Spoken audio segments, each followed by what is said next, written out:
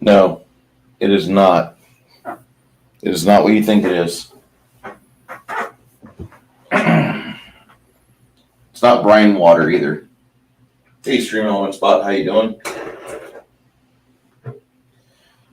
Today's liver damage is brought to you by Yingling, America's oldest brew house. These guys make an amazing porter, which makes me want to have diabetes because I want to drink it all very fast. Lots and lots and lots of it. All right, let's start. Let's start painting. I'd like to welcome everybody to today's chat. Our friend, Mr. Machiny90, our legal eagle. A lot of you don't know that, but he in reality is a mild-mannered paralegal, and he does an amazing job of doing research, doing deep dives for the people that pay him very well. Maybe one of these days, hey, there's Draconic Cherub. If you want a link to Draconic Cherub, come on in. I'll get you the link.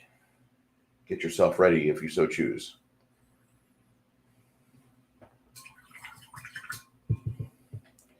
We're going to be painting today.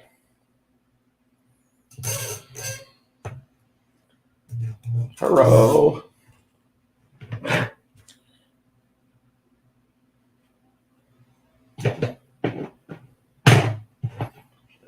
Over here.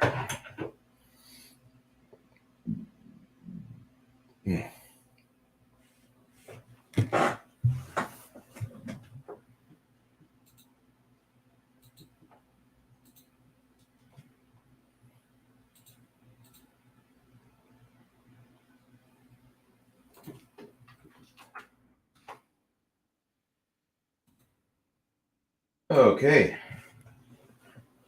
So that's gone out.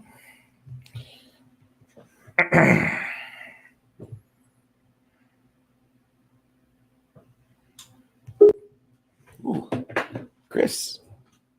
He's here. What's up? Hey, buddy.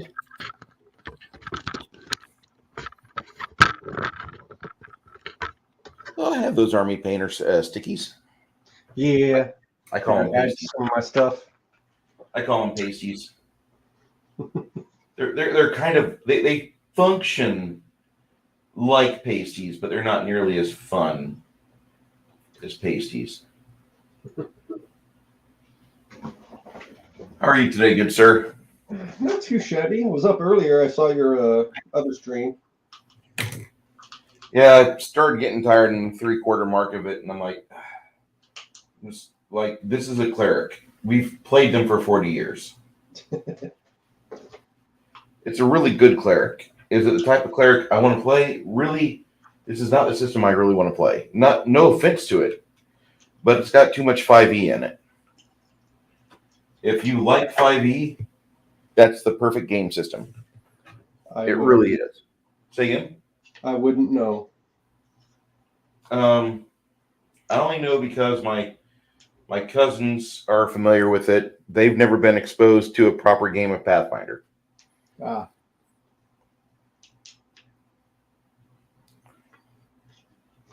And not that Pathfinder is great. 3.5 engine, I feel, is much better than the 5e engine, though. They should have stuck with 4.0. What? They should have stuck with 4.0 and gone bankrupt. Well, yeah, we were just talking about that at Legion of Myths stream. He was like, I seriously wish that D&D didn't exist. I wish in its current form it was not viable. It closed the company down. No, There's other games out there. They got too much backup from Magic the Gathering. They do. It was a smart move to have that. I'm not disagreeing with it, but Oh, I it don't absolutely like the sucks. result. Say again? It absolutely sucks, but Yeah. it's a smart business move. Realize, oh, we might come out with a product that might fucking suck and everyone hate. Maybe we should have something that saves our ass. Well, I don't feel like they were thinking they would keep it this long. I remember in 98, after everything went through, and the people at Dragon Magazine were talking so glowingly about Wizards of the Coast, how Wizards was going to take care of the brand. I remember them saying that, this is the future that we're living in right now, and we have an ability to continue to do what we love. And then 2.5 years later at Gen Con, well, children, we're going to be changing editions because second edition has been out since 1988 and we need an update. We need to sell you your old memories. And that's all this really is. I mean, every new edition, well, we sold you all the books from last edition, so time for us to start all over.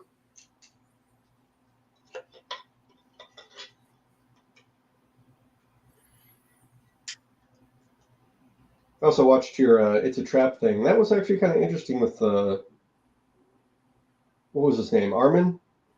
Yeah. Yeah, we were talking about things in a discussion, and Armin was in chat, and he's like, I'm not going to fucking argue with you in chat. You've got the goddamn bully pulpit, and there's no way I can compete. And I'm like, Armin, when you want to talk, I've got you. Yeah. That was a good call, actually, having a conversation. It's kind of, that's 90% of why I avoid the fucking comments.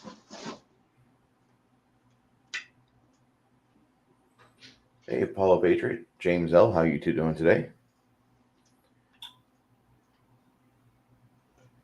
I would like to think that the games would unify people, or at least give people a reason to talk civilly to each other. No, it's on the internet. It's gonna turn into a trash fire. Yep. Apollo Patriot's talking about getting ready for the new Call of Duty game. I hope you like it. I'm not a fan of Call of Duty, not since the first Call of Duty. They're fun, just not a fan of the online BS. I wanted to like it. Does that count? Gave it the good old college try. That doesn't mean much anymore. No. Where did you get the paint basin that you have? Because that looks like it can hold the brushes. Oh, the Citadel. Okay. I don't have. I think I only have one Citadel product, maybe two. I've got two of these. Yeah, that I got. Apollo Patriot, the mech or the Modern Warfare 2009 lobby. You really missed out on Quake Spy and Game Spy, because those were like the best places to learn how to like talk shit, and then go open up a map, or go find somebody to duel them in a map and whip their ass, and then you just be like, man, your shit talk game is amazing, but you just need to stay in the lobby.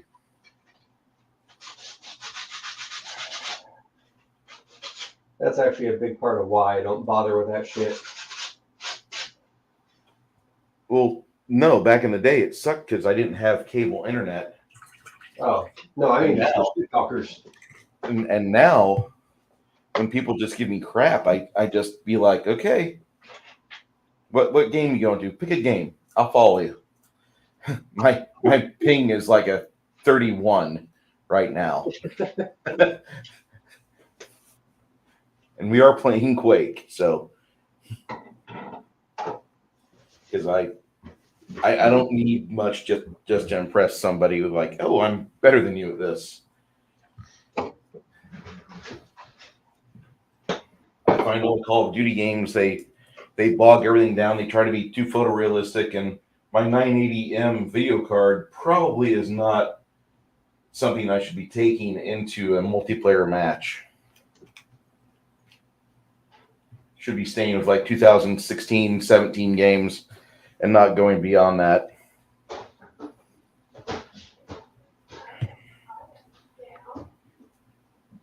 Just doing touch-ups on Grimson. Okay. I think he's pretty happy with this fig. I like Joe quite a bit. I've got an idea for Tiber once he gets back in play. Mm-hmm. No, I've got a serious good idea for that. Okay, so Tiber's your only wizard in the party, right? Yeah. Okay. Aside from having him decked out with some defensive measures and armor, thinking that like we probably need to get him like some sort of like crystal ball or scrying pool or something which he can like do some reconnaissance on and try to at least help out the party in that sort of way. Not just be involved with combat, but be somebody that like you go home to and deal with him at home because the things he has are worthwhile. Yeah, we do need to set him up with more spells because he's kind of limited in his spell book. We haven't finished this current piece yet. The next two sites that I'm thinking you guys are going to bump into, like they're so full of fucking magic. Like Tiber will be the one that really comes out ahead. Paulo Patriots, like Halo 3 was very crazy. On Halloween night, I might play some Resident Evil games. Dude, stream that shit. You will make people happy. God, I haven't played a Resident Evil game since part 4. I played them in arcades, but that was it. That's back in the day. Yeah, I haven't seen a Resident Evil arcade game for a while.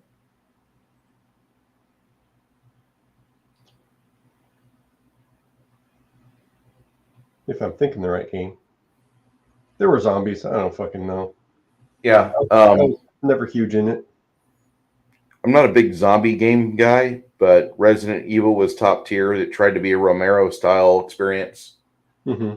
And that's what I liked about it. It was very good for if you wanted to play a George Romero movie and be involved with it. That was the reason. My only real takeaway from anything Resident Evil is Mia Jovovich. Oof. Well, that's because her husband was the director of that entire series. No, I don't care if she's married. She's not married. That doesn't matter. I don't find her that hot. I do. She's attractive, to be sure, but I don't. Then no competition. No competition from you, Bruce. Okay, fine. Christina Hendricks. Have fun. I will. I like my girls to be great and busty. Break your neck if you motorboat? Fuck yes. Oh my God. Christina Hendricks could play the vampire mommy from Resident Evil Village. And there would be so many people that would just nut at that announcement. I did like her on Firefly, though. I've loved her in every role I've seen her in. I've not had a problem. She doesn't seem like she's a bad actress. She seems like she's really fun to hang out with. True. She's probably cool as shit off screen. She reminds me of Katie Sackhoff. Yeah. Apollo's like, have you been watching some Asian women YouTubers? I don't know how to stream. I'm retarded.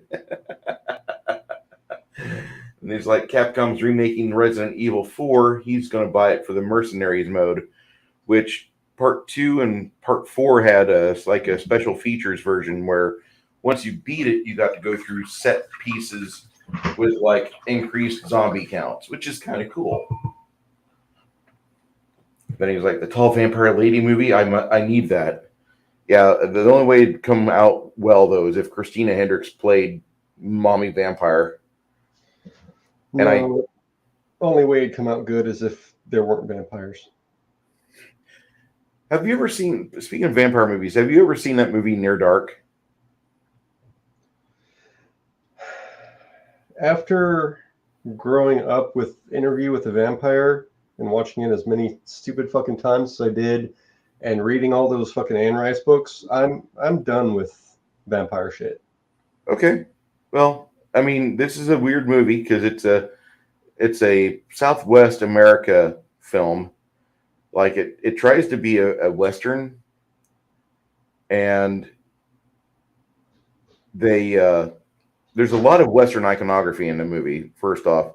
And second off, they never mention the fact they're vampires. No, they don't even mention the word vampire in the movie.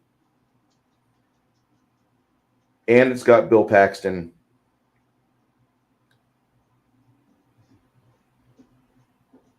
So I don't know if that's like a must watch for you, but No.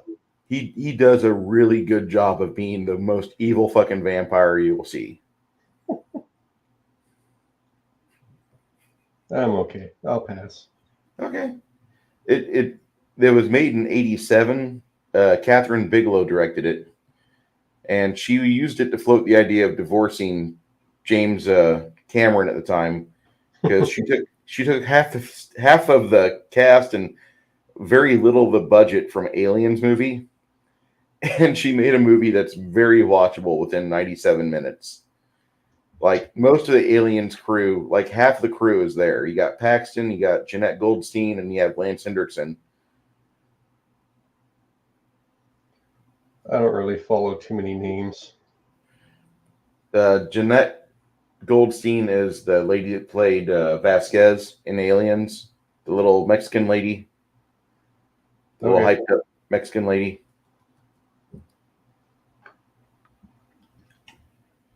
And then Lance Hendrickson is the guy that played Bishop in Aliens, that was a robot that does the knife trick on Bill Paxton. There's a scene in Aliens where they put Paxton's hand down and he starts poking between the fingers with a fucking knife. Mm-hmm. I guess Lance Hendrickson had to go practice that scene for like a week and a half. He spent an hour a day learning how to do that.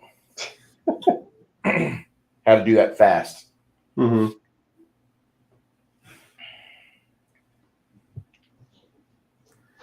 Paula Patriot's like, yeah, YouTube has some good free movies. Absolutely. Right now, Full Metal Jacket's for free.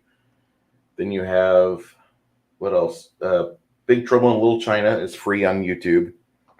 There's a whole host of really good movies that are for free right now. I think Halloween 3, which is my least favorite Halloween film, Season of the Witch.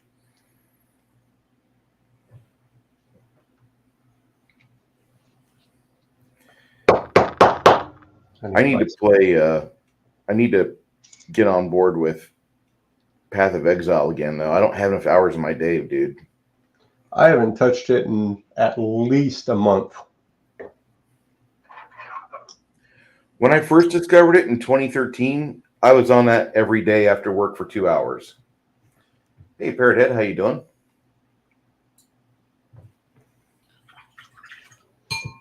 Yeah, I was on that game for an hour and a half to 2 hours every day, Chris. And nowadays, whenever I see it, I'm like, I should play it, and I don't. Yeah, after the last update, it kind of fucked my build up. Well, it does that to me every update.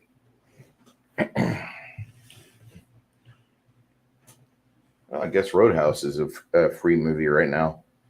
Nice. I like Roadhouse quite a bit. Very I'm not nice. going to say that on stream.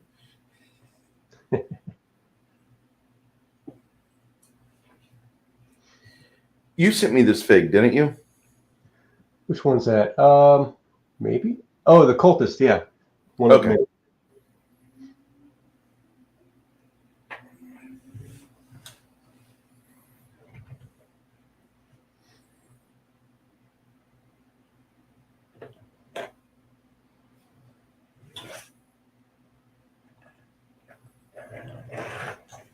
Have you seen any good movies this year or no?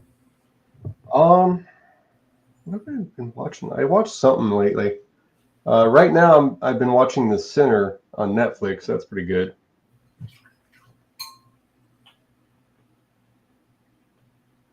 A buddy of mine has a server that I've been watching, catching up on things I need to. Mhm. And I just watched all of Band of Brothers.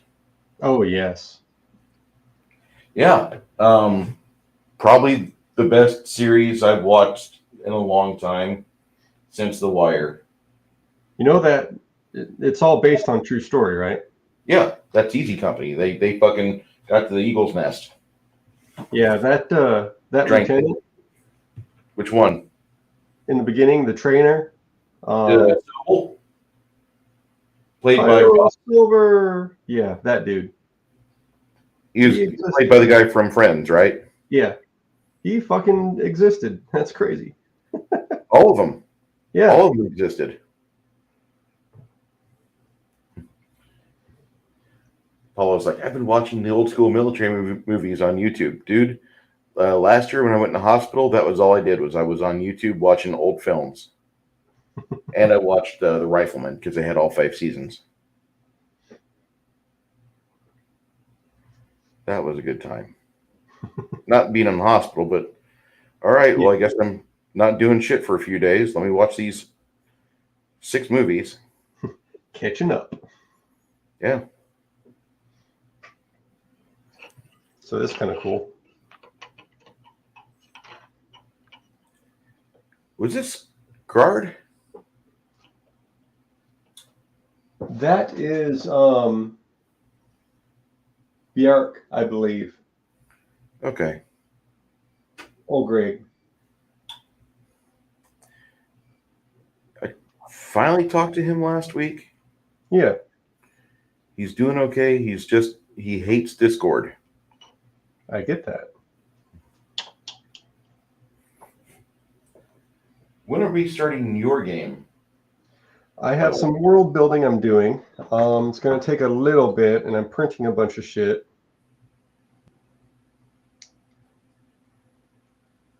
Making encounters and setting stuff up. I still have to find out if my brother Meki's going to join. And Connie. I mean, Meki said he's not really big on evil campaigns, but Connie, my sister-in-law, might be, but I'm getting no word from him, so. I'm kind of worried about that because usually you and him talk a little bit more frequently than this. No. No? No. I mean, growing up, it wasn't until I really got him into gaming with us that I talked to him at all. I kind of find that weird. No. It was more like he was a cousin, like distant cousin than a brother growing up.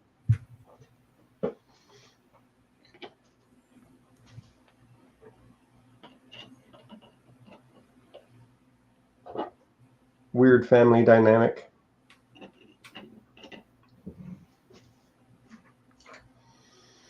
And you guys lived in the same house all your life, right? Yeah. Yeah, I mean that mean not. Yeah, but I'm not saying like like he went with the uncle and I went with the grandparents. Not shit like that. You guys. You can live in the same house and never see each other. It's not that tough.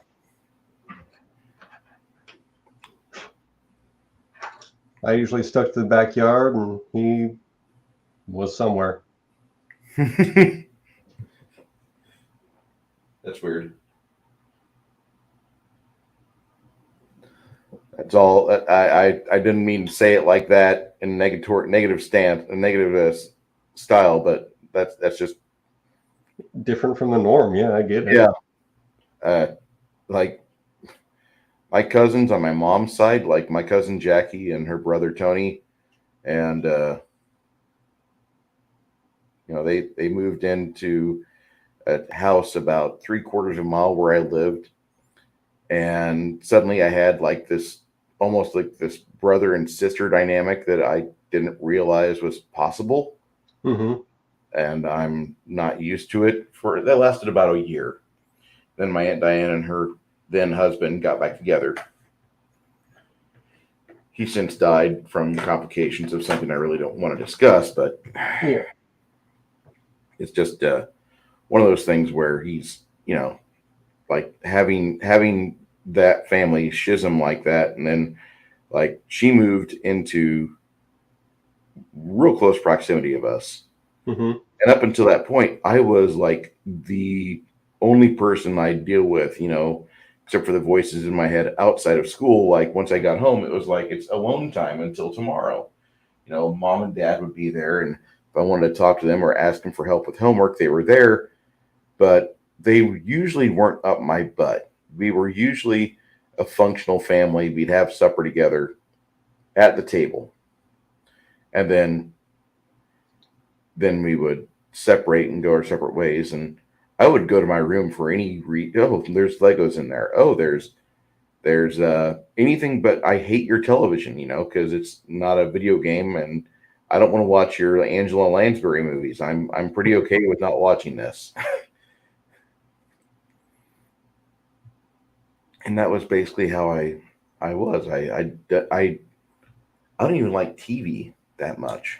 I'll watch certain shows, but I just won't turn a TV on just to have background noise. If I didn't have TV on or Nintendo, which Contra was the shit back then, I'd be in the backyard.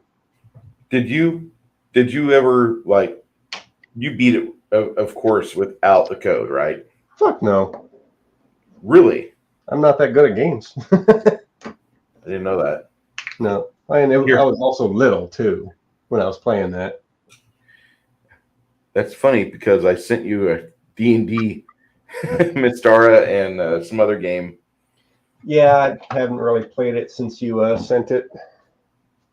It's okay. Nobody wants to. I bought Quake like for 5 people. I haven't played a multiplayer match with him at all. It's my most favorite multiplayer shooter ever. And I end up playing with bots. No. Yeah. Well, between that and the Unreal Tournament series, which is almost fucking amazing, because there's a guy that when Quake came out, it didn't have bots. There was no infrastructure. That was the first of its kind. So Capture the Flag wasn't a thing yet. That was a mod. Mm-hmm. And so bots were a mod. And then Polge comes out and he makes Qbot, which is another artificial person that you can go blast or get the shit kicked out of you by. And then Unreal Tournament hires him to do the bots for Unreal. And suddenly, he's making good money because he's smart. And Programming does that. Yeah, programming will do that to you. Don't learn another language, kids. Go learn programming in Super C, and get yourself the Unreal Dev Kit, and you'll be able to do something with your life and your laptop. Hell, they might buy you a brand new laptop or gaming rig or partial rig just to help you get their product on store shelves or on Steam. Because that's what happened to that dude. Yeah, people don't want to do stuff like that anymore. I know. Be innovative? Come on. And that's the thing that just disappoints the shit out of me. You can't be a victim if you're innovative.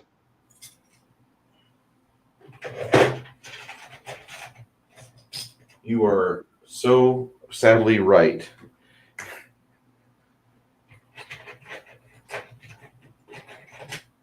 Paula Patriot's a Kelly's Heroes fan. I can empathize with that. I love Kelly's Heroes. No, I stayed with cartoons probably longer than is healthy.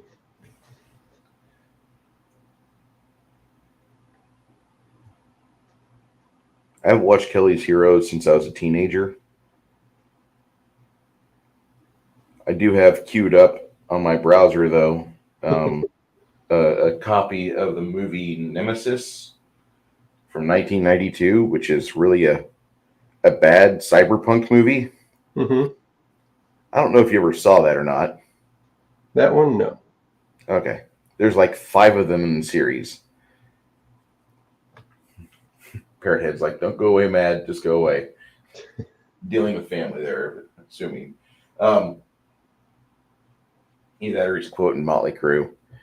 The Nemesis movies are like a less classy version of the... What is that movie? With Dolph Lundgren and Jean-Claude Van Damme. Universal Soldier. Yeah. It's like a less classy version of Universal Soldier, but with outward cybernetics that are like $2 plastic pieces that they glued to their faces. Sounds fun. It's not a bad movie. It explores a few things. Part 2 is actually really good. This guy gets this assassin almost kills the main character from part 1, and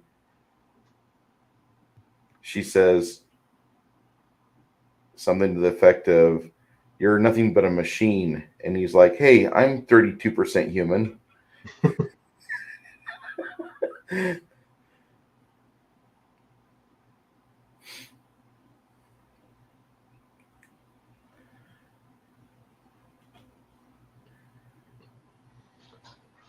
Yeah, something that I changed topic a little bit because I have no idea what movie you're talking about. Okay.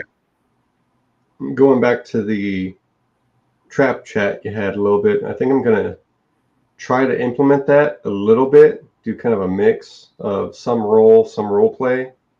Okay. Not to say, oh, you made this roll. You see like an arrow slit, but you don't automatically see what kind of trap it is or what you need to do to disarm it. Yeah. Like that stuff I definitely get. And it would not surprise me or upset me, Bruce, if next time that we play and Vladimir goes room to room, where if he's ahead somewhere else and we're sitting there twiddling our thumbs, that we get ambushed by something. I would understand that, and he'd have to make his way back. I was thinking about doing that, but I wanted to hold off on that until the second floor, because you guys mainly took out the fucking the Jackie Chan twins. Fuck those guys. Fucking 9th level monks, man. They're rough. See, it doesn't help either that, one, you can't like bull rush them into the acid because immune. You can't do wall of fire because, well, they can fly. So fuck yeah. They were half dragons, right? Yeah. Yeah. Fuck them. Yeah, they were half dragons. Screw that horny black dragon. And this is like the most I've ever said the word half dragon. Yeah. Ever. Monty Cook wrote this module, and I think somebody had just explained to him how the templates really work. And so, like, the entire module is just fucking templated monsters. Up and down. It's not a very old module. It's like, well, it is. It's like the first or second year that D&D came out in 3rd edition. Mm-hmm. So, like, there wasn't a whole lot of other modules I can think of where they used such a plethora of half dragons to its players' detriment like this. Holy cow, you guys have been fighting the shit out of the half dragon family here. I mean, it makes sense, honestly. Yeah.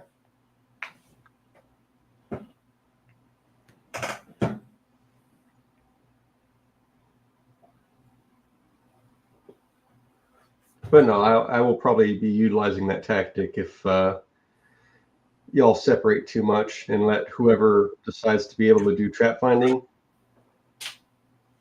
just go ahead. It's like, yeah, either you're going to get ambushed or they are. Everyone keep together. Everyone make rolls. Even if you're unskilled, the natural 20, that'll show something.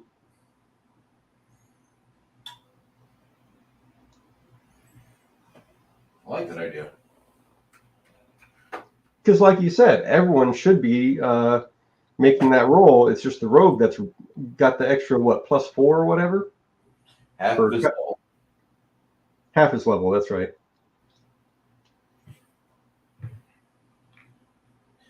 The problem that I have with Pathfinder is mainly the archetypes, which everybody seems to like rely on as a crutch, but like 90% of the archetypes for rogue kill what makes being a rogue a rogue. It's like, why are you doing this?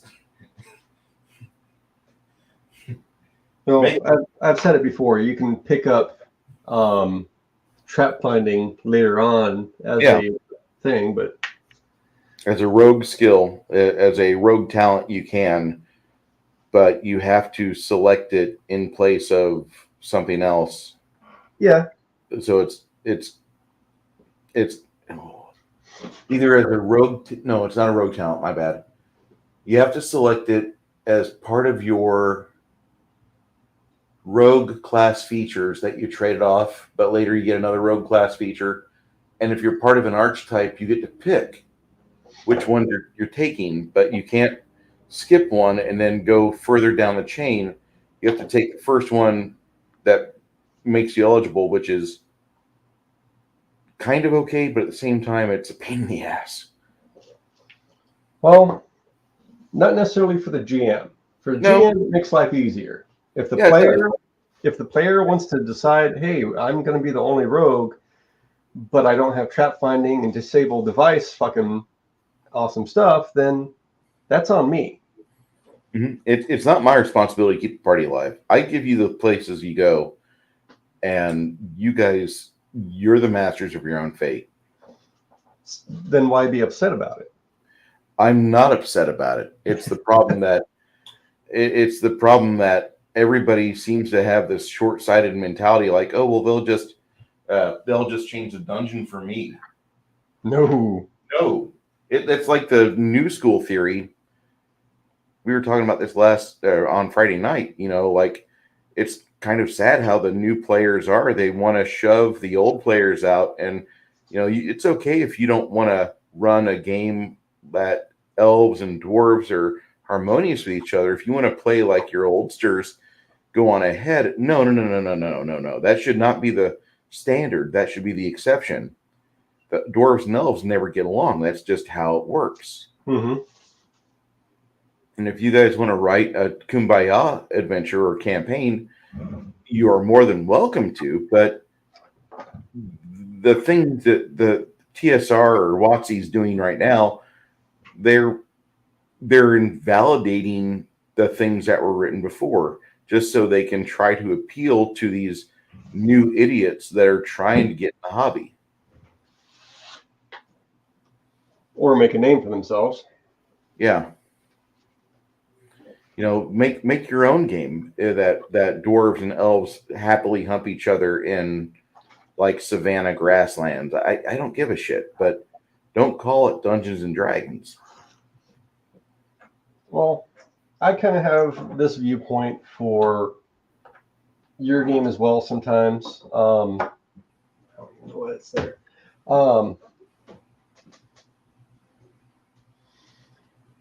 How you pull in some old school gaming, and I know we talked about the level thing, and I'm not going to push into that, but that is one of them.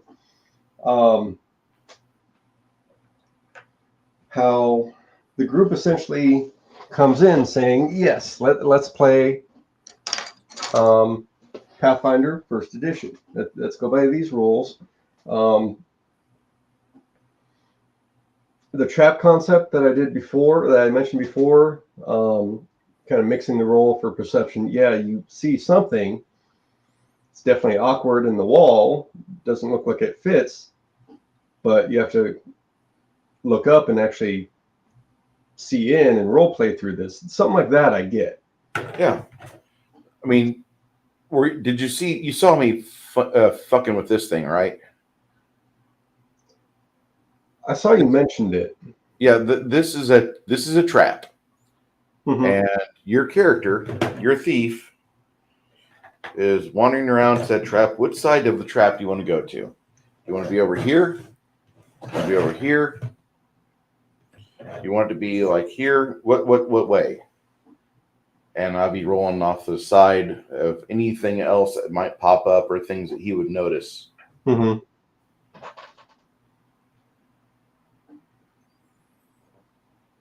Because it's going to be easier for me to ask, what's your perception total? What's all your bonuses for your perception, including your class bonus, for find traps? Yes. Let me know what that is. And that way, I'm going to tell you the things you see in your character's eyes. You will be responsible for reacting to the world that you're in. And then finally, after about 5 minutes of interacting with character, I'm going to tell them, like, this little portion over here, this box of luggage doesn't look right. This looks like a trap. And the way it looks like it goes off is that you would actually disturb it in some form or fashion. Do you want to interact with this pile of treasure chests? And they probably would say no. But then you have guys like Gregory, and you'd be like, fuck yeah, I want to fuck with it. Okay. You start kneeling down, and you've got a couple options here. You can, Bruce, I just want to disable the trap. Okay. The actuator, it looks like it's on the inside of the box. You're going to have to remove the hinge very carefully. And then you're going to have to pull it out from the other stack of boxes if you're going to do that. Well, I'll clear it off. Okay. You take 2 minutes and you quickly and efficiently remove things without scraping them along other things. And clatter of dice. Okay, yeah, you managed to separate the other treasure chests, heavy as they are, away from the one that you think has got a trap in it. No, you said this one definitely has a trap in it. You definitely think it has a trap in it, Gregory. Mm-hmm. Vladimir will tell you it looks like it's got some sort of explosive magic trap on it. I want that type of back and forth with traps. With knowledge rolls, I don't give all the knowledge away all at once. I'll give you like a big piece of it once a turn, once a round. And for the next 30 seconds, your character's recalling shit about said roll.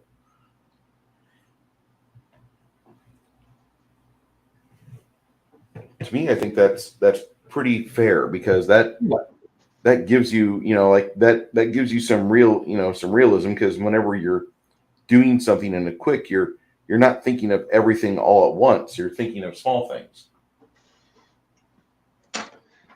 So stuff like that, adding more of a role play mindset to it, I get. But adding stuff that kind of hinders players always bugs me. Okay. Aside from the leveling up thing, which you don't like, what else do I do that hinders players? Honestly, it's been quite a while. I think the last time there was an issue like that was back when I was actually in San Antonio, but okay, because I've tried to refine my game, and you're talking about 2.5, 3 years ago. Yeah.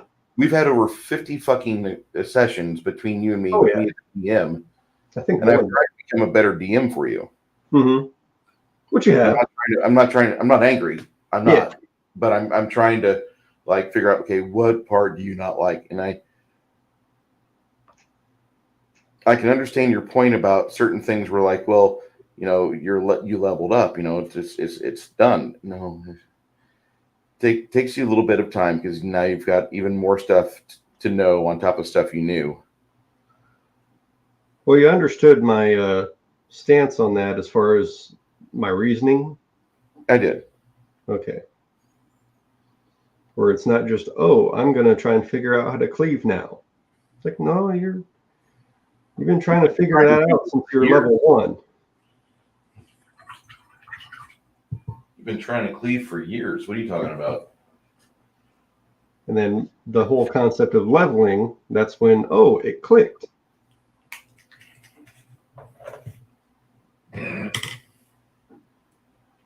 I like giving the hit points and saving throws right away. Then base attack bonus and others, or base attack bonus, saves, and hit points right away. Mm-hmm. Everything else just kind of follows up. It might take a week. Really, though, when you guys are doing that, you should not be in the middle of a dungeon. That I agree with. I mean, the night of rest rule, at least one night of rest, I get that. And then, okay, you're doing all your level stuff, but not when you're in the middle of a fucking dungeon trying to survive. Figure that shit out later. We're going to game.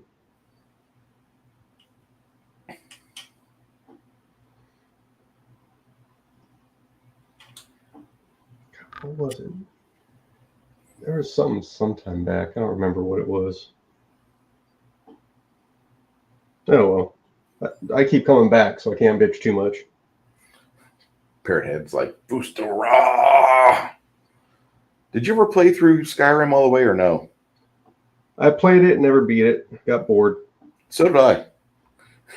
I mean, it was a fun game. I just like, ugh. I really hate the vampire chick, and I know. They force you to do her fucking quest. I don't like that. Give me a big fucking boss battle. It takes me 10 minutes to whittle her hit points down to 0.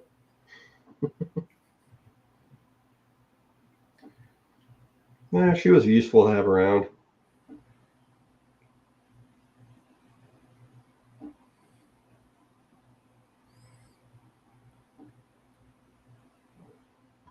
Haven't heard from Steven's dad in a while, so I assume he got his grill fixed. Yeah, suppose that's still a good thing, at least. Yeah. I mean, I wish we could have done it for him, but my boss is being a schlepp right now. I'm having a hard time getting through his head. Like, hey, we need to put the truck in the shop because I've got a leaky wheel seal.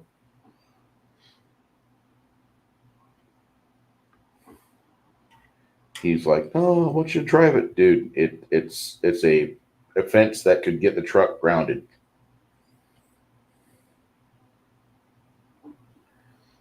I didn't realize it till the other day. I crawled under the truck and I saw something under the wheel, and I'm like, oh shit. That's why it squeals whenever I put on the brakes. Okay. Well, no, I mean, there's a lot of reasons why your brakes can squeal. Yeah.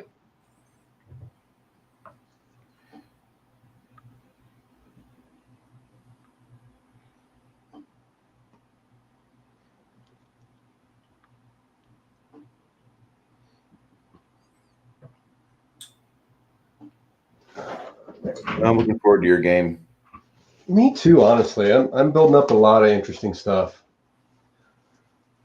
You're going to be what, lawful evil or chaotic evil? Lawful. We're going to keep alignment, right? What's that? We're keeping alignment in the game, right? Oh, yeah. I mean, that's kind of a factor in this game because evil. Well, the reason why is that there's a fucking article from April of this year where Wizards of the Coast basically floated out that, hey, devils are no longer evil. Are we playing Wizards of the Coast? No. No. So it's a non-issue, Bruce. Anything they come out with me with, I won't care. Because they're not at the table. They don't even have a right to bitch.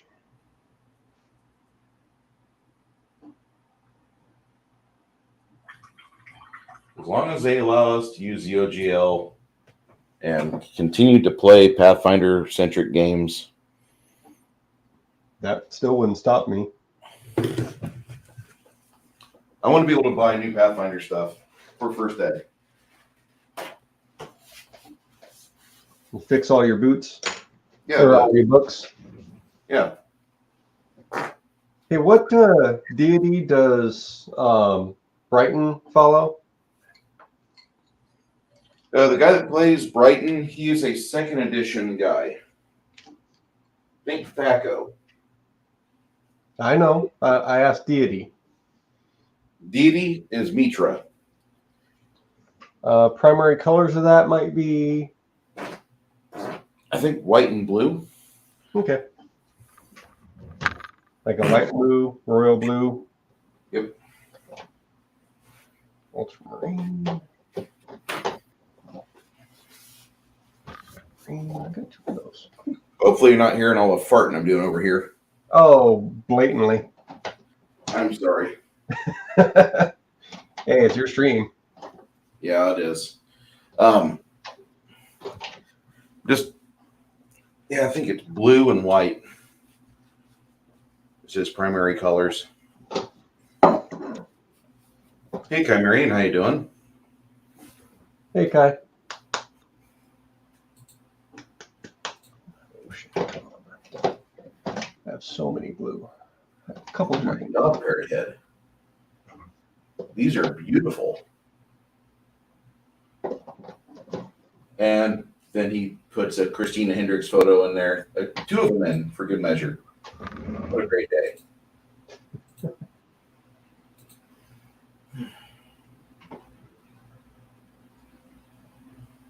It's not in Discord.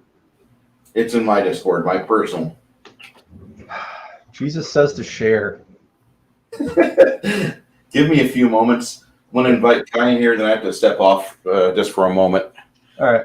Back in. Kai, if you see the link and you want to join up, go ahead and click it. I'll get you in here.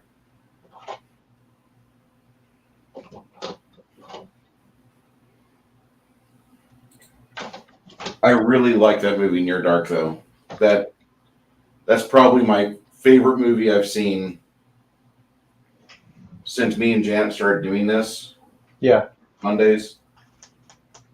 I thought I really liked Midnight Meat Train, and then she had one 5-minute rant where she peeled all the paint off the chrome. I thought I really liked Midnight Meat Train, and then she had one 5-minute rant where she peeled all the paint off the chrome. Guy, turn off your YouTube link and just use StreamYard. Yeah, sorry. Okay. Hey, Kai. Sorry, I was taking a bit to get everything set up, so It's all good. How you doing? I'm doing all right. I'm trying to figure out what color I want to paint miniatures in. So, All of them. ooh, well, Challenge accepted. I've got a lot of colors, and this poor mech is gonna look horrible. Yeah, I got a few. I need more. I know, always need more. Gotta figure out what the hell I'm doing, honestly. That's my life. Yeah. No, it's like I haven't painted in so long, but now having everything a small space to myself to be able to, it's nice to be able to finally do it. All you guys have been doing on stream for so long. It's like, yay!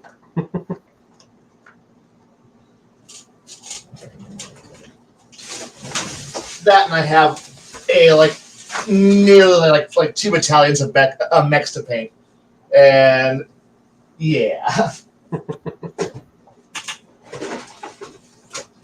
Which is kind of sad. Which I'm trying to commit. I'm trying to find some clanner who'll unload like half my clan shit onto. Like, here, take some of my minis. I don't want them. But you bought them. I only wanted 5. I have far too many. Please trade me Intersphere crap. And then next thing you know, you want to run something. It's like, I need an army of these. Fuck. I did. Well, that's kind of how I inherited far too many of the thing I don't want. It's because I want 2 of these. Now I have 10 of these other things that I don't want. Ah. But of course, the only other friend I know who buys Battletech in mass is like, but I too want to have some Innersphere stuff. And I'm like, no, you don't. Your son runs Clanners. You should just give me all your Innersphere stuff.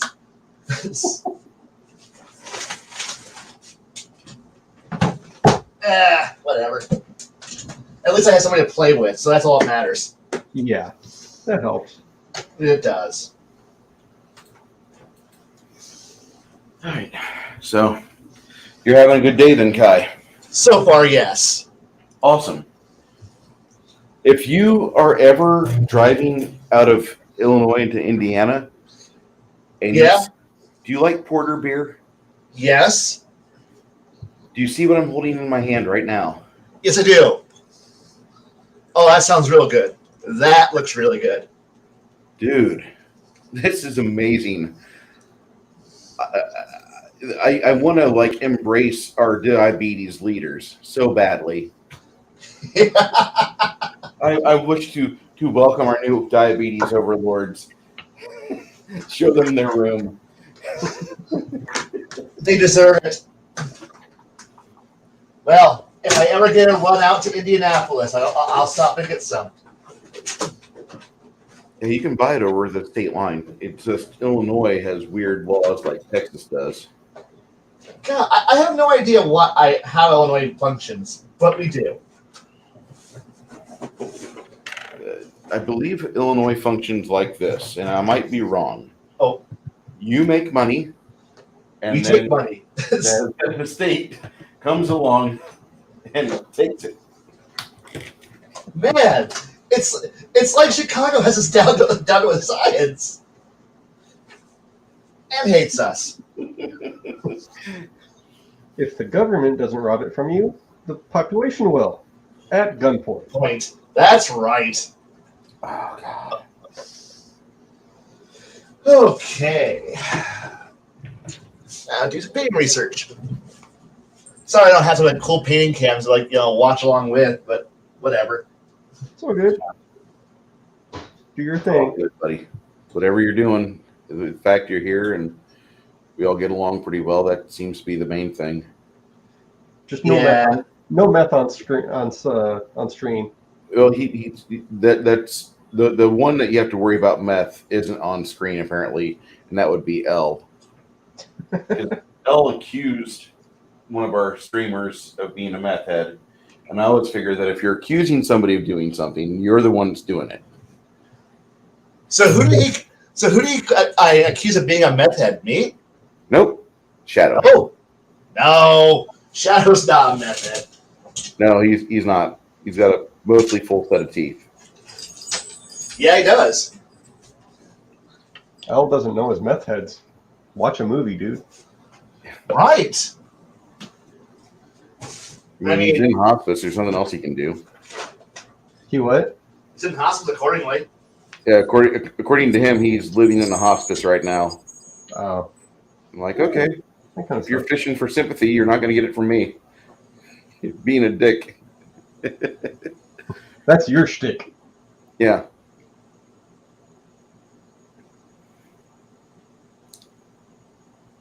I mean, I didn't try to go for crippled porn when I was in the hospital for 3 weeks, but I thought about it. I don't know. Him and I have been having a little bit of a row in one of your comment sections, so Saw that. That was kind of fun. I won't lie. I don't regret it either. I didn't want you to. In fact, I openly posted to you guys, if you have a problem with L and you don't want to hold back, don't hold back. I haven't been. Well, I've been trying to be somewhat civil because I know he's going to go whining like a sick bitch over to Max's stream and go complain there about, I don't know. Yeah, I know. It's like he's assuming that I do like Max. He's good. We don't agree. He said that. I've said that. And it's like somehow he assumes that's going to somehow make me stop. or change my opinion that, well, I was on this other GM stream. I don't even talk to that guy. What do I care about if DM James doesn't like me? I don't talk to him. I'm not on his streams. He's not on our streams, is he? I don't know. No. So what do I care if some other GM hates me? Or if Max, Max doesn't agree with me. Oh, wow. Congratulations. Newsflash. Gee, wow. Kind You of a sure side showed note. me. And it's just like, I care enough to go, really? You think that's going to make me stop? And I'm like, whatever. I know I dropped a meme on your Discord, Bruce, that touches that exact thing. Hold on.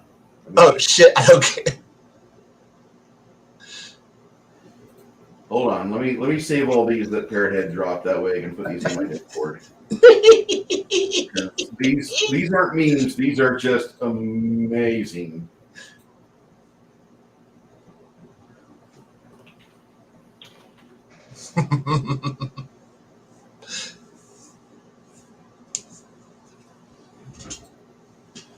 Okay, paint jobs. This is my fire support land, so I don't want it to be patchwork. I am patchwork nightmare land. Though someone mailed me a shit colored map that I'm like, I can't fix this. I tried to scrub it clean, but it won't.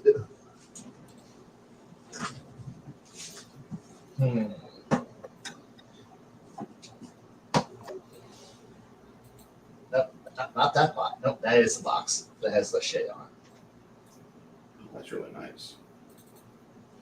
I'll be there in a second, guys. I'm currently busy. Don't pull a Brooke. No, I'm not. Although that was funny whenever he's watching Pornhub and it goes on the Bluetooth speaker in front of her. Ooh, that's a nope. My old roommate. I've had that. I had a roommate like that. I'm just like, thank you. I now know too much about your kink. I think I have a new favorite. Ooh. I definitely have a new favorite. A new favorite? Yeah. What's that? I'll show you here. Thank you, Parrot Head, for your donations. Whenever you get a P.O. box, sir, I will drop you some coffee. It's good. It's good coffee. Did you see this one that Coyote's doing? Oh wait, no, that's what you're doing. Holy cow, Chris! Yeah, printed out Grimson for him. I like it. It's all shiny. Okay, in the hot and sexy.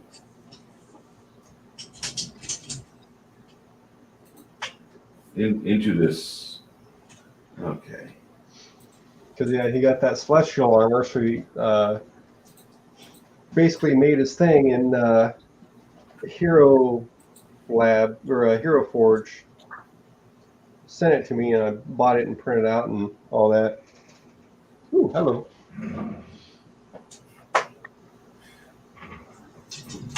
Yeah.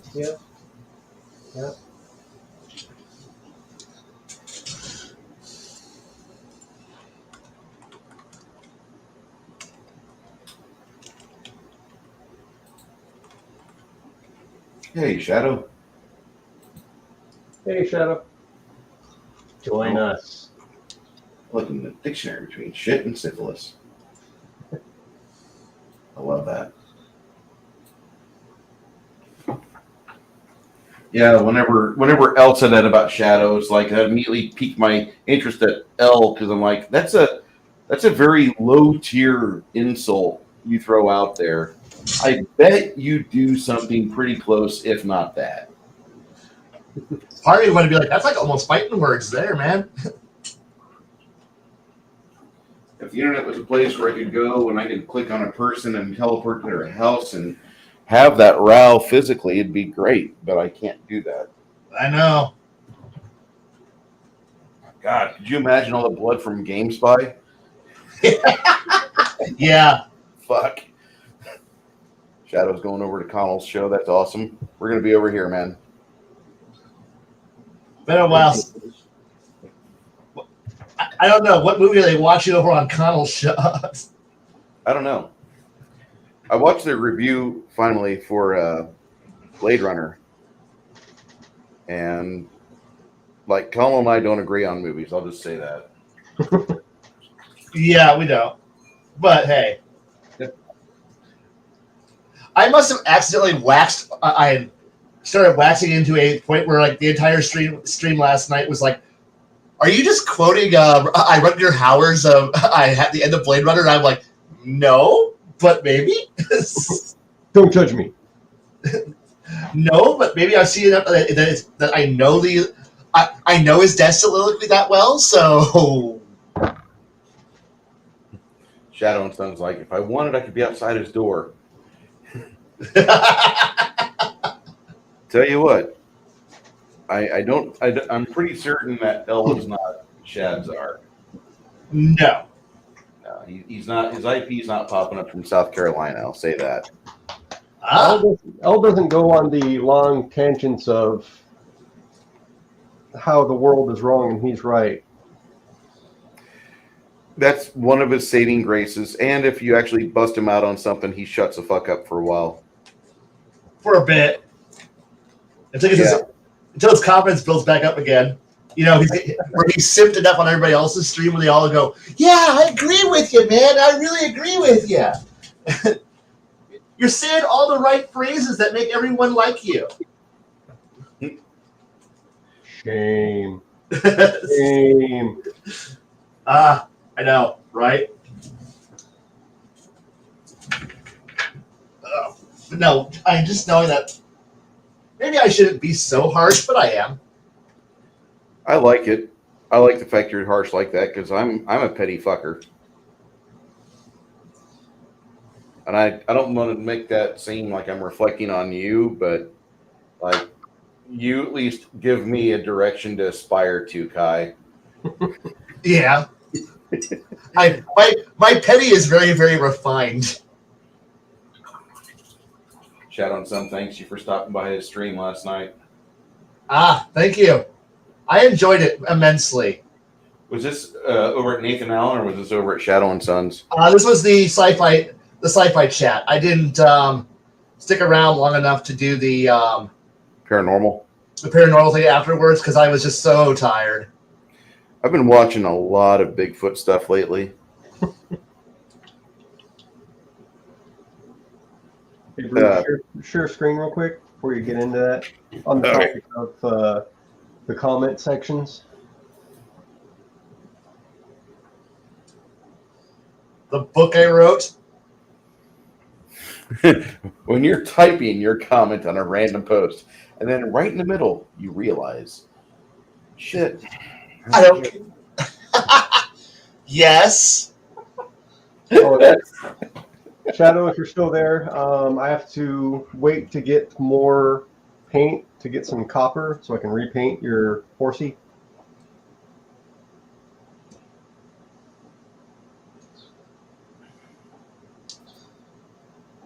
Thanks again, Kai, for stopping by last night. Which is funny because he's apparently been talking about MCU lately. It didn't catch it. It said Thanos. Thanos again, Kai, for stopping by last night. Wow. That's a lot of thank yous. Thank you. Thank you.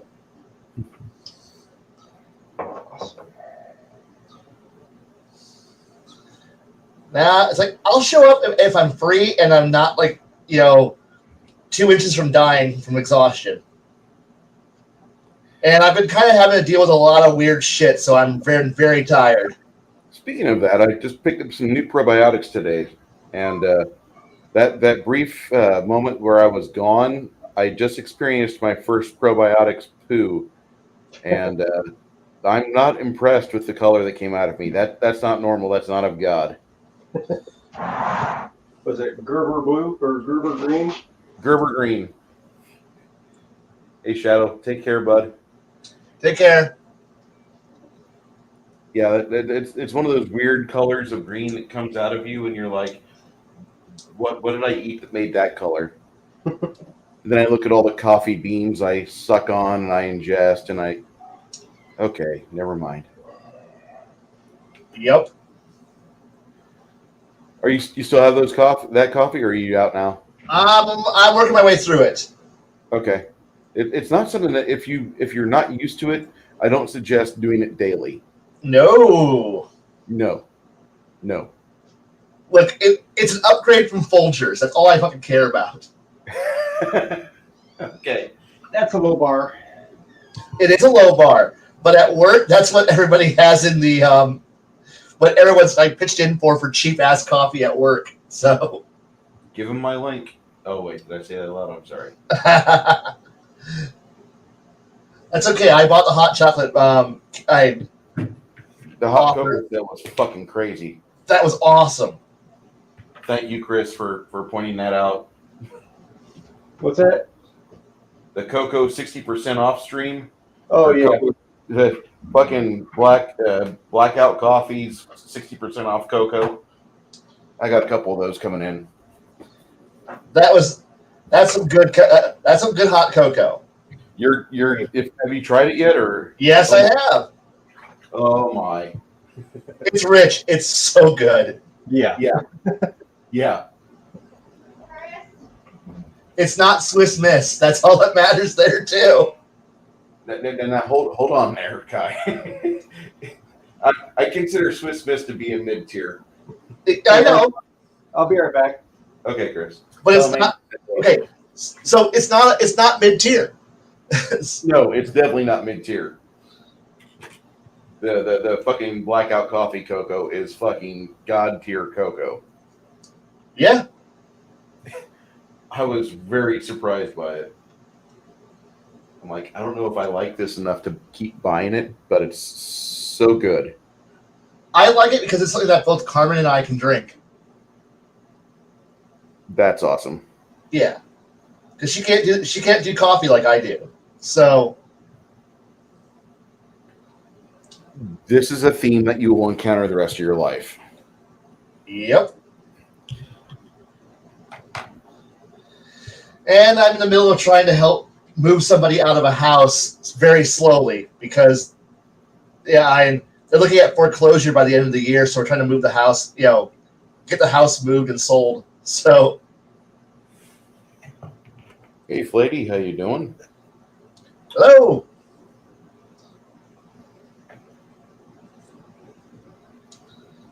Is this your friend's house, or is it a family member? This is family.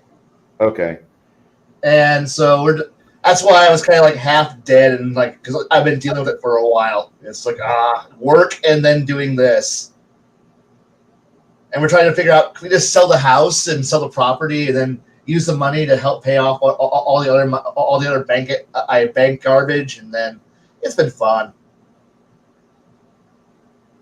Things I didn't think I'd be worrying about because I'm not in that problem. Never have been, but now somebody else is. And now we're helping.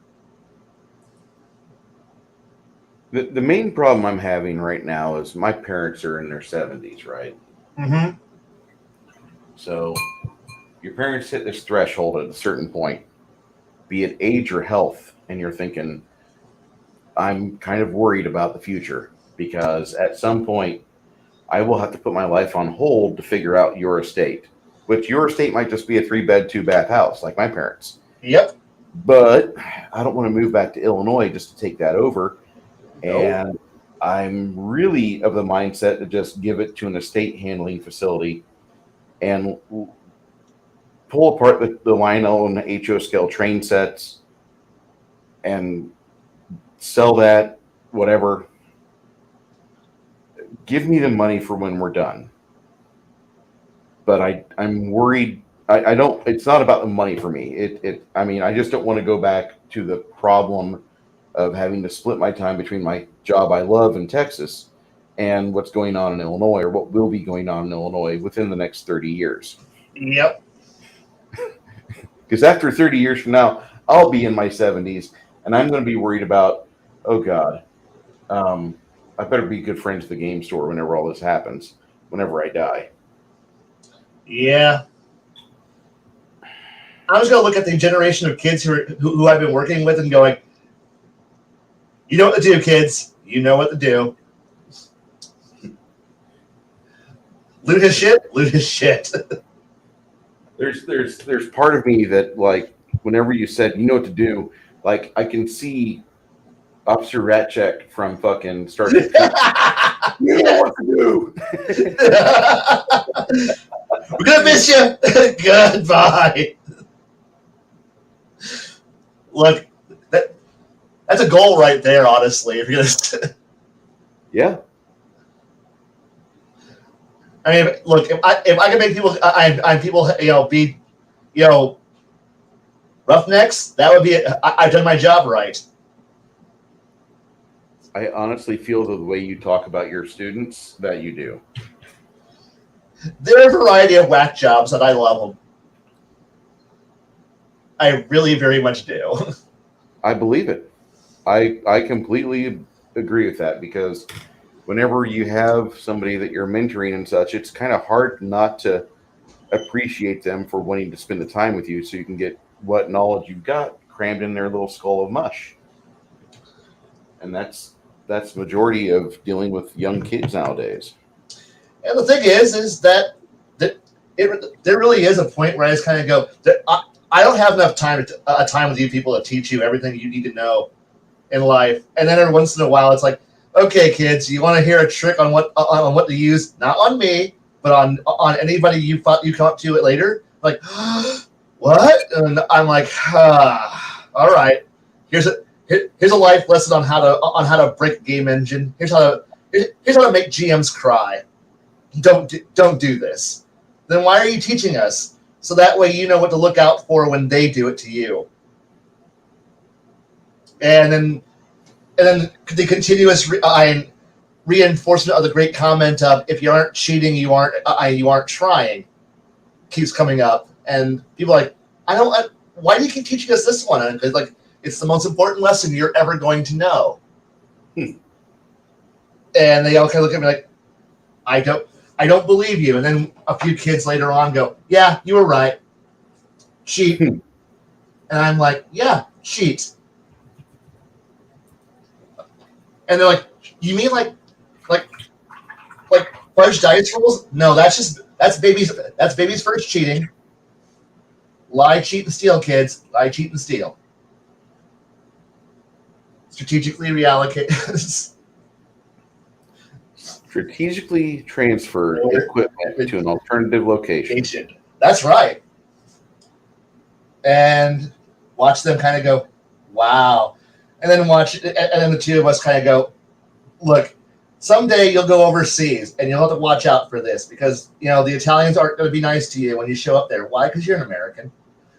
That's basically true about everywhere you pull up to. Pretty much. We were in France, and it was 95 in Brest, France. Brest, France's excitement happened in 45, 46, right? Yeah. About 82 years ago, 83 years ago. And when I get to Brest, France, and I'm stepping off the ship, and I'm grabbing the ship had like 4 bicycles that we could grab at any time and just go for a ride on land and go biking. Yeah. And so I walked around town first for about maybe an hour, and I realized this town is safe enough for me to ride a bike in. And so I did that, and I rode a bike through Brest, France. And this guy stops me because he's like, "Are you an American? I just saw you come off that boat." "Yeah, I am." And he's like, "Fuck you. Look at what you did. That beautiful church on that corner." And I look over at this corner, and the same pile of rubble has been there since 1946. Even a Chicago mob union guy would be like, we got to probably at some point do something for our people that live here. We got to probably rebuild this or turn it into something aside from that pile of shit that it is right now, right? No, but nobody in France ever thought that. 20 years old in France, and people are blaming me for the problems of World War II. I'm like, it's only been 50 years, right? Go ahead. Blame the 20-year-old. You're smart. I will pass it along to Grandpa. Grandpa might still have some opinions of you. Oh my God. Grandpa was probably like, you were in Brest, France? Oh, last time I was in Brest, France, there was this hooker, and she was pretty smoking hot.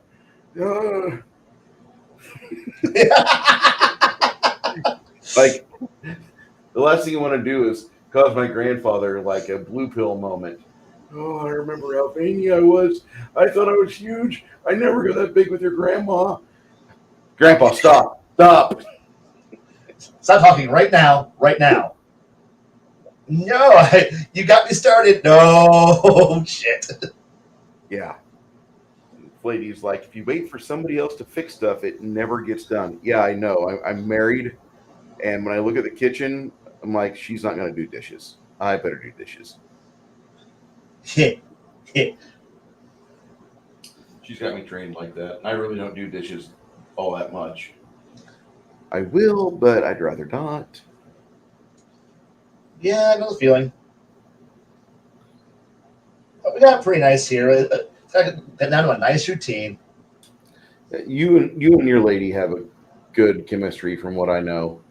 I mean, you guys are going to have, your growing pains, but she's a sweetheart, and you generally listen. Well, the thing is, we both had our growing pains with exes who were terrible, and so the two of us look at each other and go, and we've done the almost Lethal Weapon thing where we look at each other's scars about what the other one's been through, and gone, oh shit, yeah, I know that one, and we both kind of realized, well, we both went through some big shit, and now we're better about it. Yeah, we're on stream. Otherwise, I talk about some things that are kind of personal, but we're on stream, and like I don't want to pretend I know situations in Peoria that well. Let me just glaze over that. Understood. Let that one go for now. Yeah, I let that one just soar for the moment. Yeah. Sometimes I forget when we're talking that I'm actually, there's other people watching. I just assume that, you're my friend, so I'm talking to you like my friend. Yeah, like with Chris too, I can say certain things. I will say certain things to Chris, but in the middle of a stream, no, I don't want to go for the classified information. We're going to stay in the happy zone. Understood. Are you just running that 5e game, or are you doing other stuff? I run the Path. Okay, it's Pathfinder 2e. I don't run 5e. Sorry. I thought you were running 5e. No, it's been Pathfinder 2e for about 2 years ago. We tried to experiment with 5e, and then COVID happened, and then we just threw it all in the dumpster, and we just went, and I'm like, screw it, Pathfinder 1, and then somebody bought me a Pathfinder 2e rule book and said, read. And I'm like, okay. And then the Advanced Player's Handbook got released. That added new classes, new rules, new things. And suddenly I'm like, this game doesn't suck. But it took Paizo releasing the rest of the rules, because as any Paizo game, sorry, I'm a crunch nut, so therefore I want every option in the book. Mm-hmm. It's like I'm the crazy guy who's at the doing a custom car I rebuild is going to use like all custom weird ass shit, and so I want 5,000 tools to make me the best thing possible. And so when Paizo finally released more rules, the game went from this is boring trash, why would I want to play this, to now I want to play this. And then I'm passed over to one other person, and they went through it and went, this isn't trash. What happened? And I'm like, game's not trash no more. And so we just threw Pathfinder 1 in not in the garbage. We still love it to death, but we kind of liked what they did with Pathfinder 2. It's not where I would like it to be, because I kind of want to still have the roll up stat thing, but you know what? The build a character thing takes out all of the trash that was roll 4d6, drop the drop the ones, drop the lowest, all that fun shit, or here's your stat array, go spend some points, and at which point you get the one guy who's got, I have an 18, a 16, a 4, an 8, a 10, and an 11. Okay, I'm optimal for my character, and I'm like, yeah, no, that's dumb. And they're like, well, that's just how you should build a character, and you just have using enough points and whatever. Trash panda talking. And God, I love a trash panda. But it's like, meanwhile, I'm sitting going, yeah, but your optimal solution is if you use this particular stat build, and then you get like a 16, a 16, a 14, a 14, a 13, and a 12, and they're like, look, you're a well-rounded character, but I don't have two 18s. But you've got no negatives, and you're a functional human being. I don't believe you. Blah blah blah blah blah. And I look at that like, you got fucking retarded. And that's just me looking at them going, just stop being stupid. And they can't. But this gives you a lot more, homogenized characters where it's like, oh, cool, everyone's got good stats. And I'm like, look, don't tell me you ain't fudging your rolls. I don't believe you if you say you don't. I really don't. I've tried to, I've always gone on the honor system where I trust that you're not going to fuck me. And then I go, show me what you rolled. Here's what wow. What dice did you roll? A 12 and a 16 and a 14. It's like, I legitimately rolled 2 18s, a 17, a 16, and 2 14s. Wow, you did? Congrats! You fucking ubermensch. I know, right? And you look over to the next guy, it's like, so, what did you roll? This is my character. And it's another god, I'm god ubermensch. Like, what eugenics program puked you out? Like, obviously the emperor has spent years perfecting your genome so that way he can produce more of you. I swear to God, I see characters like that get generated sometimes, and I just want to be like, Primus, get the heavy flamer. Yes. But I've watched enough of these characters get produced, and some of them I've actually watched being legit rolled. So therefore, I go, this can happen. I've watched it happen. Yep. But boy, the odds are that out of a table of 8 of you, 4 of you have produced Primaris Marines? I don't think so, Tim. Yeah, the Ultramarines are like, knocking at the table. We'd like you to join our campaign. Yes. And it's like, but I've also had this same exact thing happen when I was playing Dark Heresy. And everybody was all playing, like, oh, roll your characters up. And it's like, sure. You got 40s in so many of your stats. Really? I believe you. And like, no. It's just infuriating. And I just kind of go, well, aren't you going to do anything about it? Honestly, if they think that they need to be cheesy as fuck, I'm just going to I turn up please don't fuck with me. And I have players who are honest. They're like, no, I have an honest character. I have a 16, 2 15s, a 12, a 13, and a 10. That's an honest roll. I can believe you rolled that. And I even have one person who I know has I went with the, look, I'm going to, I'm going to fudge one of my dice rolls. I go, yeah, I know. But you're not going to fucking, I have a 15s across the board, man. You're not going to do that to me. Well, okay, all right. It's like, I have one guy who's just like, I'm going to roll openly in front of you. And I'm like, you're the most honest person of them all. Everyone, look at this guy. look at this guy. This is your standard. You should be aiming for this. But you don't punish us. Not that you know of, but I am going to punish you. You're just not going to realize I'm punishing you until you're on fire. Because again, heavy flamer. Travis is like, I don't know if I've ever had two 18s on a character. Hey, Travis, how you doing today? It's always good to have you here.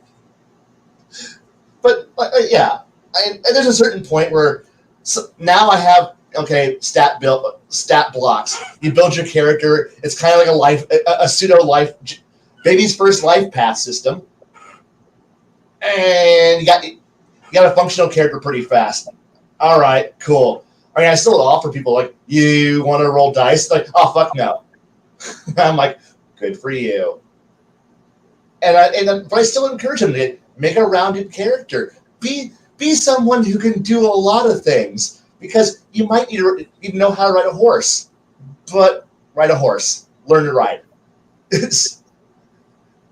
Have an endurance to be able to run. I run a mile or two before you pass out. Going, I can't breathe.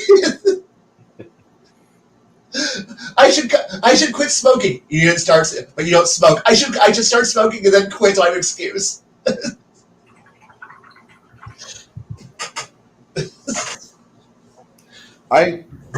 I'm curious about Pathfinder 2e. I'm not curious about the game itself, because I don't like the three-step system or the three action system. It's kind of silly. I will not deny that. But I am curious about their economy and how that works.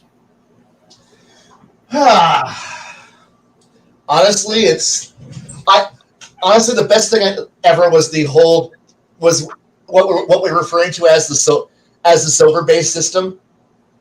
The idea of dropping everything down from a 5 gold item now costs 5 silver. So that's basically across the board? Yeah. So everything, just move everything 1 decimal point over. Okay. And you've got the economy, and it works. Because, yeah, okay, your 1,000 gold piece magic, plus 1 suit of armor is now 100. But then again, your treasure values are also dropping by a decimal point. Cool. I mean, so it's like when you find 1,000 gold, oh shit, that's a lot of money. You suddenly feel like you've actually earned something out of a haul. And saying they pay you a platinum piece, fuck yeah, it's 100 gold pieces. Thank you very much. I'm taking that. That's interesting. I'm sorry, that's 100 old gold pieces. And since I have a lot of books that are written for Pathfinder and 3.5, we always refer to like when we call it the old coin, old money. It's like when you see anything like they're paying you a gold piece, and someone goes, "Is it old gold or new gold?" New gold, way better than old. And so like any price tag from older books is just simply grab the old shit. I grab the old shit, subtract 0. Done. But it also went up. I went to ways to, well, now the great comments of like payroll went down, but production, like older productions just worked out. Like yeah, we spent some time hammering out details. Like I know, like just quoting off, it's like, okay, take what I see in here, do some magical work, and ding, things are like now. Copper still a copper. Oh no, more things just cost more copper pieces. And now it's like, hey, I'm a peasant. You pay me a gold. It's no longer subsistent wages. It's like it's an actual paycheck at that point.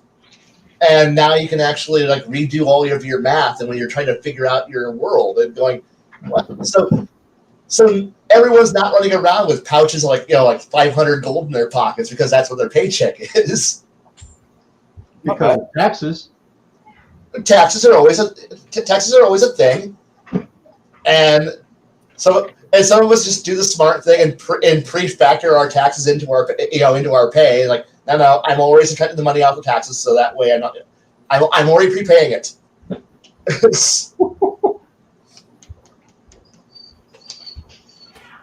It's like I've already factored your tax rate into the price of the item. Much like when you go to a farmer's market. Don't worry, I've already pre-factored the taxes in my prices. So you don't need to worry. And it's like, but then again, we've also fully embraced the Kingmaker Ultimate Campaign system really well because everything made sense to that.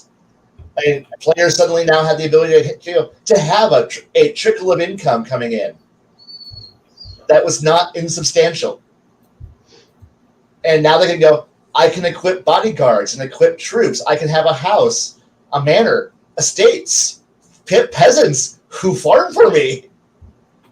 I want to buy a demiplane. Some have done that. Some have done that. And then and then moved it like I am moving to my own plane, which has my own town. Bye. Boop. And then have a bunch of other players and then having one other player going, can I call how much will it cost for me to hire Gith Yankee? And I'm like, what? I don't like his demi-plane. I want it removed. Gith Yankee, burn it. No, I make fun of Bruce on that one because my Magus in his last campaign had a demiplane. Operative word. Had. I had a player build this monstrously beautiful demi-plane once, and I literally had another player just go, I'm hiring every Gith Yankee in existence to go burn it. No, Bruce sent out some multi-dimensional Trask level monster at it. Yeah. The ethereal dreadnought from the planar handbook. Yes, I love those things. Sorry. What, my enthusiasm over it? Yeah. It's hard not to like them because they like you. They very much like you. Uh-huh. That was a rough day. Yeah, but no, I had a player who was playing a Warforged because Eberron was actually kind of fun for a setting, and it can be. It can be, but it reminds me of Earth Dong, which I should drink just out of habit. I know. But the best part was okay. So you play a Warforged, another player hated that. So he literally did the bag of holding portable hole off the ethereal plane bullshit. Banished his character off to the warp, and the Warforged player I was like, I'm not even angry, and they're like, why aren't you? He goes, because my character is I don't eat, I don't breathe, I don't drink. I'm just an angry robot now floating in the void. And I'm like, oh. And then he's messaging me in quiet going, I'm going to wave down the first extra dimensional creature who floats by and picks my ass up. And I'm going to join his crew. I'm crew. And then later on later on, like a campaign later, where that player who had opened the warp, I'm like, and his other player goes, I have been waiting for this moment. Can I come back to reality? And I'm like, what? And it's the ultimate. We're at the pinnacle of the campaign. Everything's going to hell. I want to be able to come back. Come back and fight the villain. And I'm like, look at the rest of the party. And I'm like, are you all okay with this? And yeah, we'll all burn a hero point for this. And literally have that point where the extra dimensional Spelljammer comes flying through the warp and spears a motherfucker with the prow, and him riding as he puts it, I want to ride a burning warship out of the warp into reality and spear a fucker, and then jump off of the wreck and then go, I'm back. And I'm like, yes, that is sufficiently cool. Okay. The party's burning all of their fucking points so that way you can do this. And I'm like, fuck yeah. Good. No more rerolls for the rest of this encounter. Yes. Yeah, that's a big problem with the action points and the hero points and shit. Yeah, trying to burn them off so that way they can actually, not have that.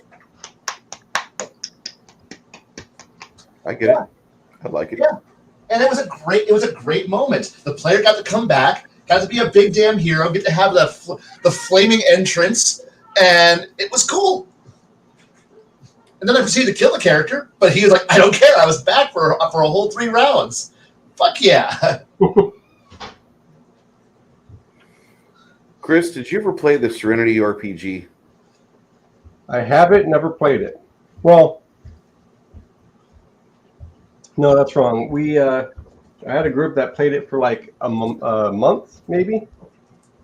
Okay. I had a very fun mechanic. They're the best. Especially when he was kind of off, addle-brained a little bit. Hi, Gramson. And Hello. We hear you. He basically treated the ship like a patient and kept stealing the doctor's instruments and stuff, and would demand to be called doctor. Fitting. Can you hear me? Sounds like a pretty fun campaign. Yeah, I can hear you, Travis. Can you guys hear Travis or no? I can. Awesome. How are you doing today, sir? Pretty good. Excellent. Your character is very shiny. Yeah, he's like blinged out, isn't he? Kind of like your new character. A lot. It's that celestial armor. It says silver and gold. That's cool. Did you lose a character? No, he didn't lose a character. He upgraded. Upgraded his armor. Went to Bard's Gate and the town that's not ravaged by anybody anymore, and they've got actual capitalism going on there. Ooh. Yeah, I'm thinking about instituting that rule though, Kai, where like the gold value, just shift everything over to the silver standard. Yeah. That way, like if you have to do like, hey, we're gonna upgrade this hex and we need a build point. Okay, we'll spend 400 gold and you got it. Rather than like, excuse me, I need to call I need to call the quartermaster so I can go borrow a 2.5 ton truck for some worth of gold to be able to pay for something. Yeah. And that way players aren't all screaming up, well, I need a bag of holding. I need it to be able to carry my treasure. You could just adjust the weight of the gold. Like some gold pieces, even in Roman times, were almost like foil. You could like bend them in half. There was actually a sort of inflation where the gold pieces would get like smaller and smaller over time as the empire got shadier. Yeah. Yeah, they were trimming the gold off, if I remember right. They were also mixing in like other elements into it to help try to like dilute the gold down. Like lead. Lead. Or just go to a fiat currency, just start printing off Krundakars. Here's this new paper. Okay, in Pathfinder 1, it got so bad for at least with my group where we actually got to the point where we were trading in fiat currency because of just how much money you have at high levels that you earn, and people are just like, okay, excuse me, I'm going to go call for an armored caravan guarded by, assault weapons so I can transfer the money from one town to the next town. It's like that Breaking Bad scene where it's like they have a whole storage container with a pallet of cash just sitting on it. Like they don't even know what to do with it anymore. It's like physically difficult to move. Yeah. And so my players were literally establishing a fiat currency by literally going, okay, so this script I'm going to give you is worth, if you redeem it, 10,000 gold pieces at this town. If you can go there and pick it up, it's yours. And they started figuring, and people were like, well, I don't want to go there. So they started breaking down and like paying for they ran the bank. It's their bank. they know the money's there. They're just spending their money in script, and people are just like breaking down the script into smaller pieces. And then like, oh my god, you guys are starting to establish fiat currency, and they're like, no, it's backed up by a gold standard. And then one player goes, is it? Is it really? And, Then you have adventures where you had to go after gnome counterfeiters. yeah, and I'm like going, no, that is the one thing I'm not putting in my game, and that is fiat currency. No, the money is worth something. It's backed by something. Then there's the question like how much gold actually exists in the world. You know, when you think about Smaug's dragon horde, Yeah, it's at that point it's like how useful would it be when there's oceans of gold? oceans, yes.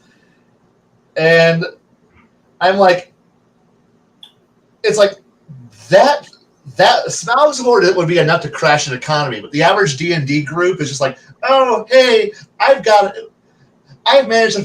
we managed to kill a small dragon. He brought in us 20,000 gold. That does not crash that does not crash a kingdom's economy. That will crash a town's economy, but not the globe. You're using gold pieces as gravel. Yes. Well, I had one player who, you know how when you rolled all the old treasure charts, you used to get like those like, the 1d4 gold piece gems that are like trash. And so he just collected up all of that and then threw it at the bottom of a fish bowl as the substrate gravel. Another thing that was in medieval or like ancient times, there were a lot of things that are like semi-precious stones now that were worth more then. Yeah. Think of like lapis. Well, lapis is still kind of worth it, but there's a lot of weird stuff like emeralds and things that were just had more value.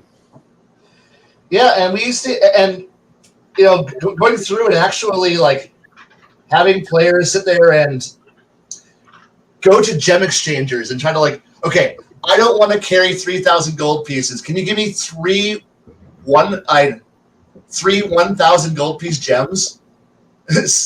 Yeah, I'm a big fan of gems. Are definitely make a lot more sense for holding value. Yeah, and then like going from one town to the next with that as their system, and I'm like, it's fun watching all the ways that we have tried to get around the bulk of the official weight of gem. It's like, no, because players want portable wealth. It's just that simple.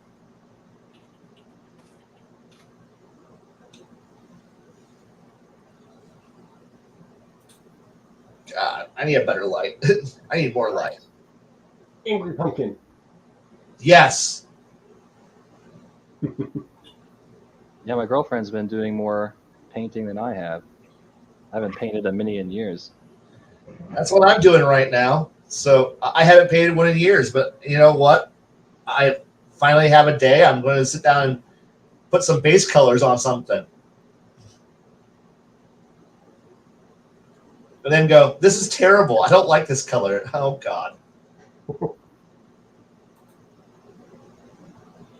kind of interested to see what advances there's been in like paint and stuff, because when I used to paint, I just used to use those acrylic tubes you could get from $1 for like Hobby Lobby. They had like the apple on them. Oh, I've got these from Ansel Art. I don't know if you can. In the wrong tab. There we go. I can see. I don't know if you can see these or not. It's supposedly Van Gogh's. He's been dead for a few years. only a few. It's not bad. I wouldn't recommend these. So are those just acrylic? Yeah, they're basically acrylics. My paint palette that I have right now is loaded with Reaper. Yep. Reaper and Vallejo for me. Vallejo is a fucking amazing brand, but they're not made in Texas, so True. I know Vallejo's better, but Reaper's a little cheaper here because it's just up the road basically, and I usually just buy in bulk of their stuff. Reaper's about about 85% of my paint palette. So Then I have like a few neutrals for like the AV, and this is the best black I've found so far. I have that one. That is a good one.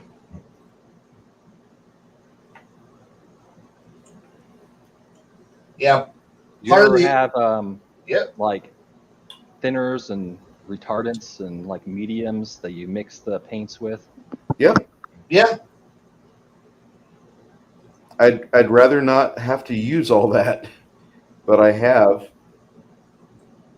Like there's a lot you could do with like washes and stuff. Oh, yeah. The washes are great. The best washes I found are actually the Army Painter washes. Here's the 3 varieties that Army Painter comes in: flesh wash, strong tone, and dark tone. And these are just like the basic black or basic brown tones. But these do a really good job if you need a wash. That works well.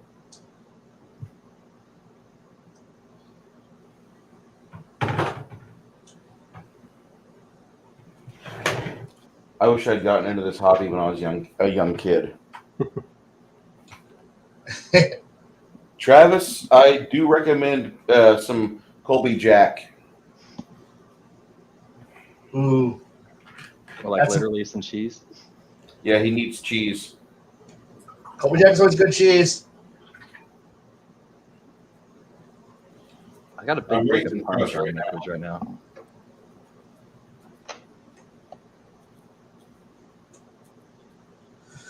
Do I need to get catapults? Yes, I do. And then I started putting a little bit of water in my paint mixer or my brush cleaner. Let's hear it. Hey, This works pretty good for myself.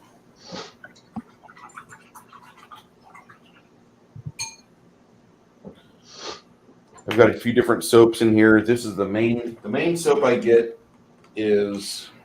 was the brush cleaner from the Masters. But I actually found out that Duke Cannon does as good of a job and is cheaper. And that's the only time I've ever been able to say that. Cool. 'Cause usually Duke Cannon is like the premium price for whatever you're doing, but for cleaning your brushes, it's a good deal for $7. Yeah, it is. This And they're was there. up in the mineral spirits. I've got a mineral spirits. I've got this right here. Where's the other one at? The Vallejo brush cleaner, which this was a steal at $4.50. The brush cleaner was a little bit cheaper, a little bit more expensive for $11. And then if you ever see this is really the best brush cleaner I've seen. If you've got something that's been sitting for like 3 weeks. Hey, Travis, you have a good day, buddy. And I mean, if you've had a brush that's had the same shit on it for the past 3 weeks, that acrylic brush cleaner and restore that I just showed you, that big bottle, that is your friend. Resurrection? Yeah, completely. Nice.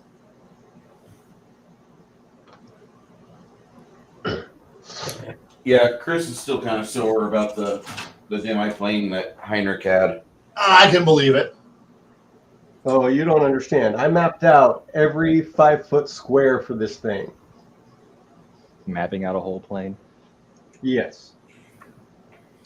It Oh, no. wasn't- it was a couple pieces of papers big. It wasn't like 15 mile by 70 mile. It was respectable, but not obscene. I paid for it. I paid for what it cost to make it permanent. I have a GM who I still every periodically will message just to tell him that I still hate him for shit he's done. So yeah, I understand. Whenever he pokes his head up and I get to talk to him, I'm just like, I still haven't forgiven you. And he goes, I know. I would have laughed my ass off if we ended up beating the thing. Now that would have been impressive. Yeah, seriously. But hey, they are beatable. It's got stats. It can die. Yes. You're taking on a god, but go ahead. Hey, it's a goal. It's like the accountant god of Azathoth. Yes, That would be a hell of a head on the wall. it would be.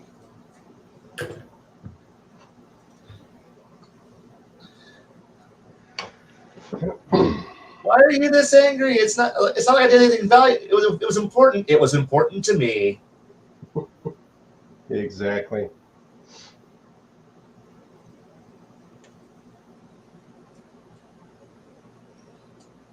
Are you guys going to see Black Adam? If I got time. If I lose a bet, Is there anything even worth watching in the theaters right now? Not really. Only if you haven't seen Top Gun. Even that's gone from theaters, I think. I don't pay Scientologists. I enjoyed it. I'll just say that. It was much better than I thought it'd be.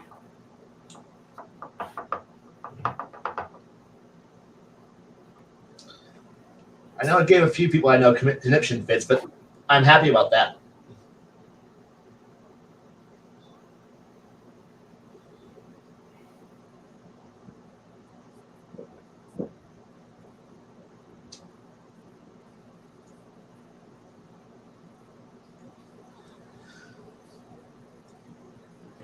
Okay, that's some base colors.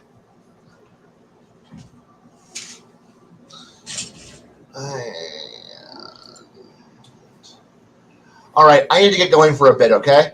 Thanks for having me on for a while. Say again, Kai? I need to get going for a bit. Thanks for having me on for a bit. Hey, no problem, man. I appreciate you swinging by and giving us a good chat. And hopefully we'll see you again before Saturday. This is all I've managed to paint in 45 minutes, so I'm okay. Base coloring. Big stompy robots. Yay. A pair of catapults. Base colors for them. But talk to you later. Later. See ya. Hey, Travis, I got a question for you. If you had the chance to be in an evil campaign, what would you run? What would I play? Yes. Shoot, I don't know. I don't know. What's the set? What would the setting be? Just general evil campaign? The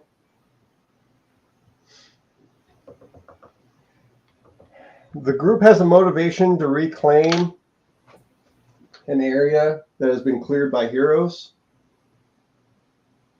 Bruce is looking at it. Big Greg, Melinda, a friend of mine. We got a couple people, but I'm not getting anything back from my brother and sister-in-law. So Yeah, I would play in one. Usually, I just decide what I play depending on what the rest of the party is playing. Like, I don't want to be redundant or whatever. well, so far we have a human priest, necromancer-ish, Bruce. Joe is playing a type of barbarian. We got Melinda, who's playing a full-blooded orc anti-paladin. And yeah. Is it Pathfinder rules or Oh, it's Pathfinder. straight up first edition, same stuff we've been doing? Essentially. I'll send you an invite. Yeah, I'd have to think about it. Finally, somebody running an evil campaign. The good thing about evil campaigns is that they let you know where the inherent weakness is within the system. You do a lot more bending of the rules with evil campaigns than you will good.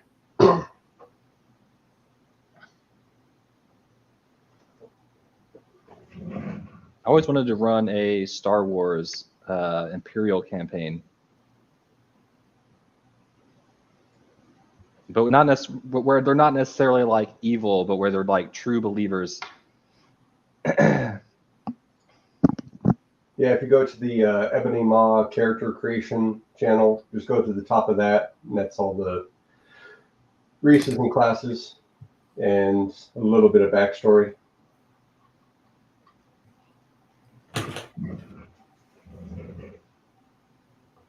You could be a kobold. That's funny.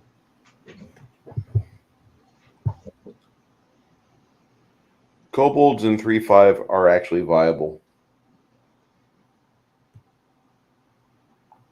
I used to give Chris shit for that decision, but they're actually not a bad class. Essentially, especially since Evil Campaign, it fits.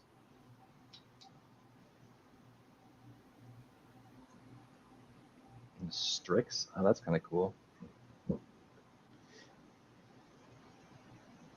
Yeah, during the war, they learned magic, and they took control of 3 dwarven airships and tortured how to use them out of dwarves. Is this in your own setting or is this in Galarian? Completely my setting. Okay.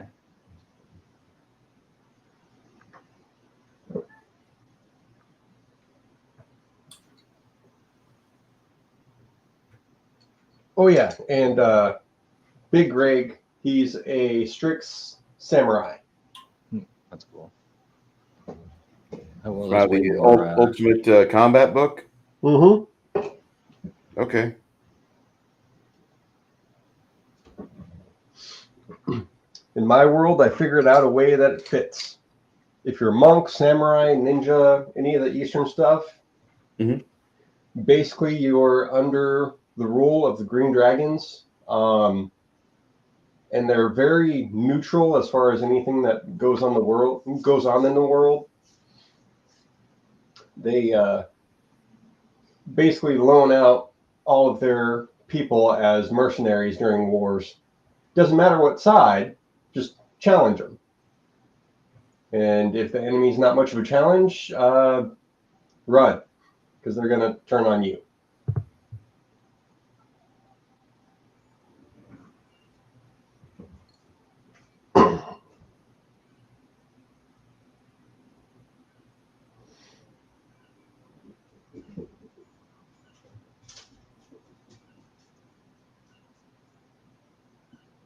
archetypes. Yeah, the advanced player's guide stuff. It's not a must, but some people like the different flavors. What days are you looking to play this? So it'll be opposing Saturdays to Bruce's game, but every third is going to be an off day, so that we still have fucking Saturdays. Yeah.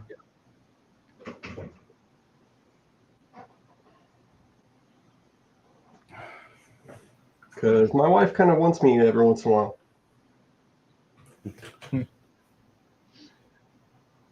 So all you do is paint miniatures and play RPGs. Well, better than me going to the bar and drinking and screwing everything that walks. No, it's more of a just spend time together. That's mildly acceptable. Well, considering she feeds me a lot. Small price to pay, you know. Yeah. You've had her food, right? No. Oh, well, I have. That's how I'm still alive. I mean, does her food compare to Whataburger or Freebirds? It's done very well here. I'll put it that way. Okay. I mean, I haven't seen you drop weight. Does that count? I've, I can't say I've lost or gained weight, but it shows more now. I do a lot less than I used to. Well, once your job picks up, that'll change. Yeah. You and I are the type where, like, if we go do a heavy fucking job during the day, we don't do much at night. Not that we're lazy, but it's just that, why? Yeah. Why do I have to go out and do this? I just drug 170 foot of hose 80 foot up a driveway, and then I fucked with it when it was charged full of water and sluice, and I feel like my shoulders are worked out appropriately. Why do I need to come home and build you an IKEA piece of furniture? Why couldn't you be a normal person and buy real furniture that's already assembled and not in a box? Hey, there is something to be said about IKEA challenge. I hear about it. I've never known what the actual challenge is. It's like Legos. Mm. Just instructions in a different language.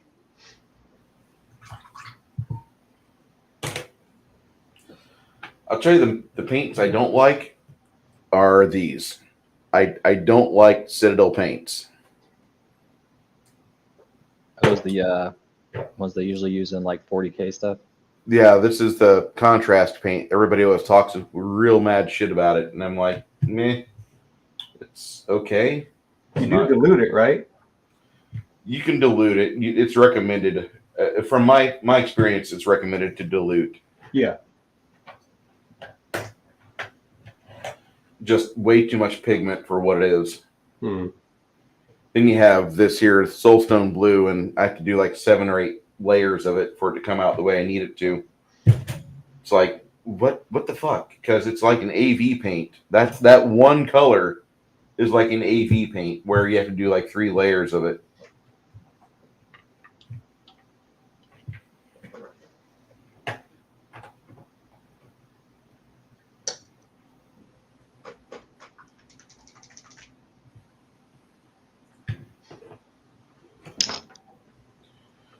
So yeah, I'm not sure when I'm going to start that campaign. I'm currently world building.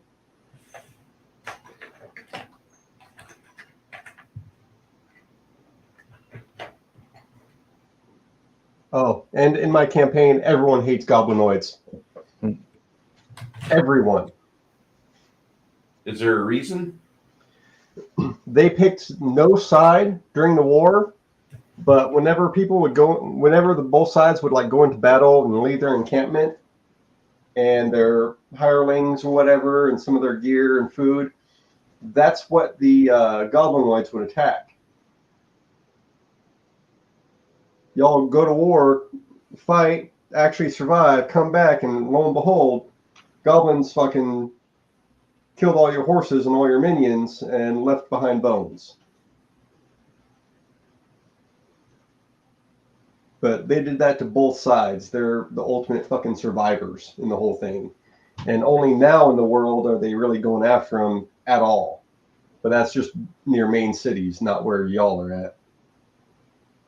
Have fun.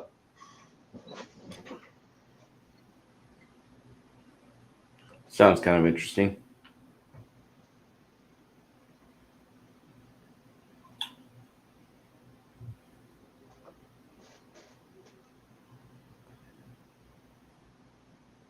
Hey, Chris, on a coffee note, how's that pecan pie coffee?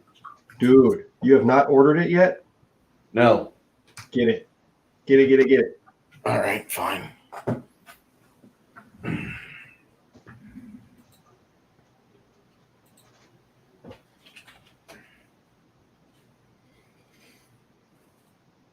I got the small batch for the Crafters Brew, the dark they've got, Mm-hmm. and that's pretty good. That's good.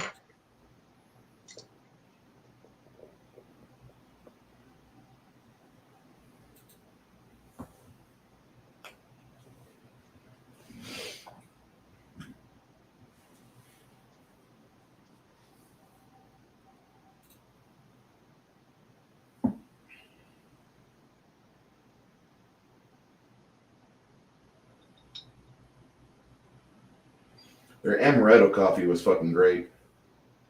Yeah. Which one was that? The Climax?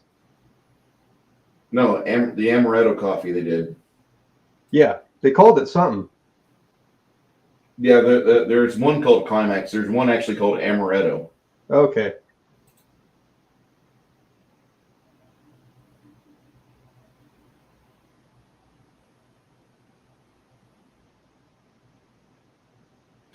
I do not want candy cane flavored coffee.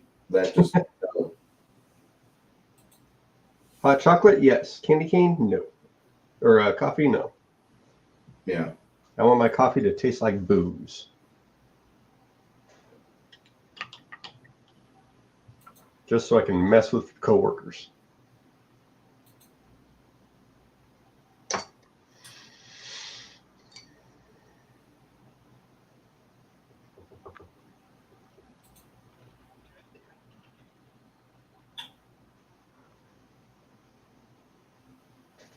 All right, I got it ordered. I You drank what? all of the. I had this. The coconut rum one was really good. Yes. I went all through that. I went pretty fast.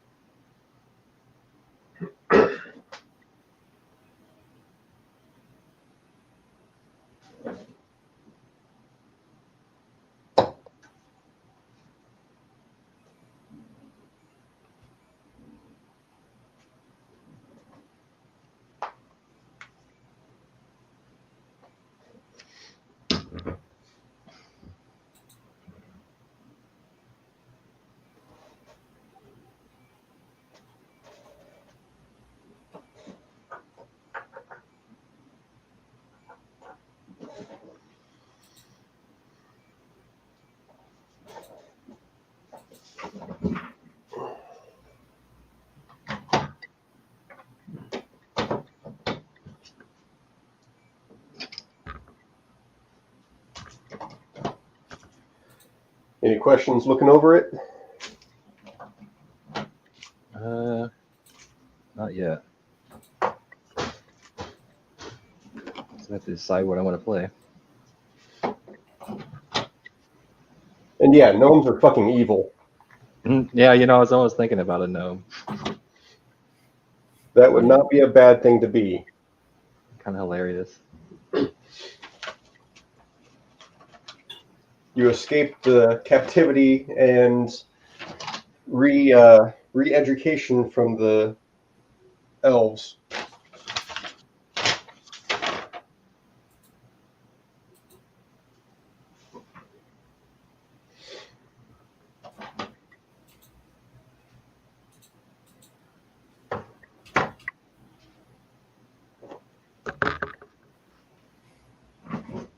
I did not realize how much IMDb hates Jean-Claude Van Damme. Wow. Really? Yeah, they don't give him a lot of love. Hey, Bowsette, how you doing? I'll be right back, guys. All right. I think I'm at the door.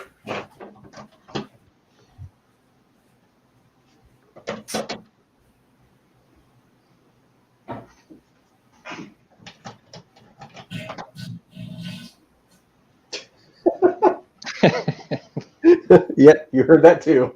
Yeah.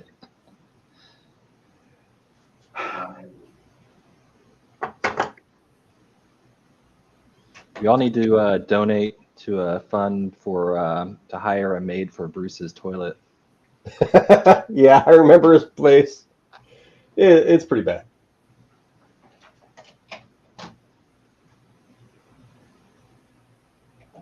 It's all right though.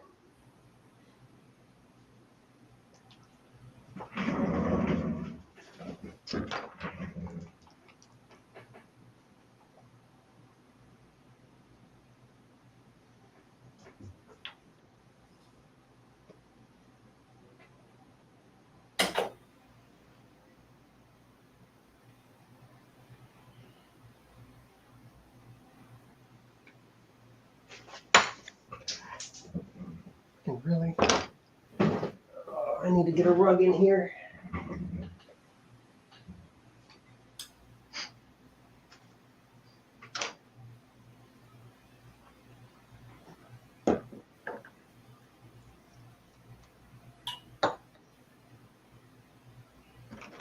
Are you still running that other campaign? What's that? Was it like Midgard or something like that? Oh no. Because what ended up happening was secretly I was doing a side campaign where one group was good, one was evil, and I was going to have them meet up. But that between that and playing in Bruce's game, that left zero time for me on Saturdays, and I was basically designing and making encounters and all that shit for 2 tandem games. Yeah. Kind A of lot on of the work.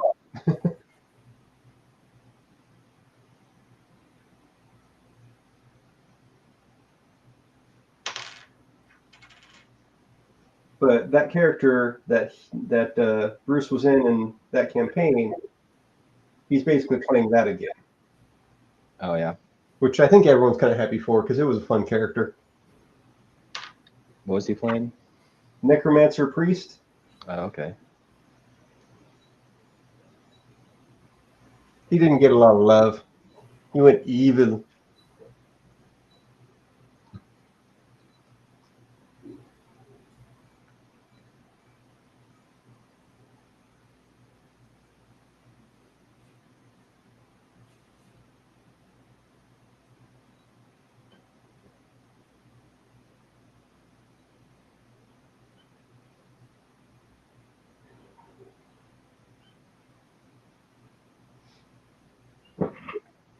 Plus, in the both campaigns, I kind of let everyone be pretty OP.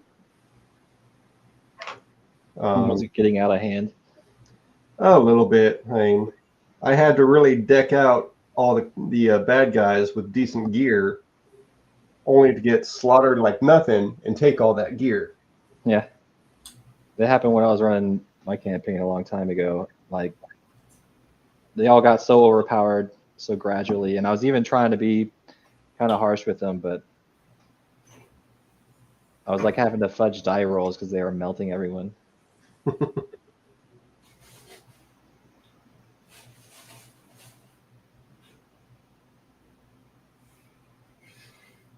right. Looks like all the laundry's in. Yay. So, Travis, you think you'd want to play a gnome with his game? Maybe. It would be pretty funny to play an evil gnome.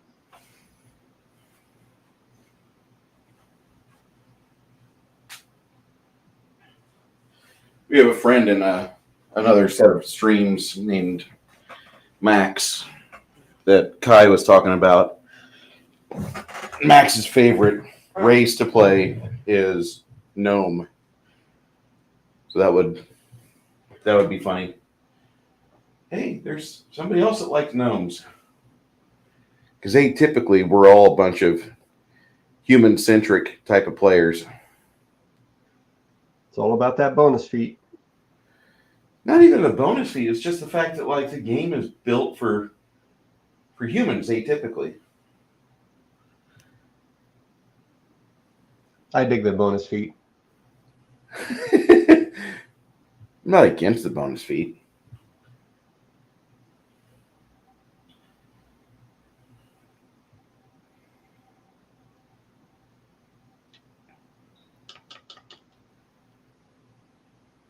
Back when we were playing 3.0, the bonus feat was everything because you got one every 3 levels. Now with Pathfinder, it's every 2.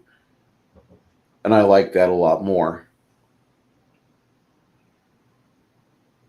Like I've been reviewing David Giles' game, that Dungeons and Delvers, and it's not a bad game. It's written with 5e pneumatics in mind, and it's okay. It's just not the game I want to play. It's well done for what it is, and there's a reason why a lot of people are giving it the accolades it deserves it. But I want to play Pathfinder-esque, but with D100s.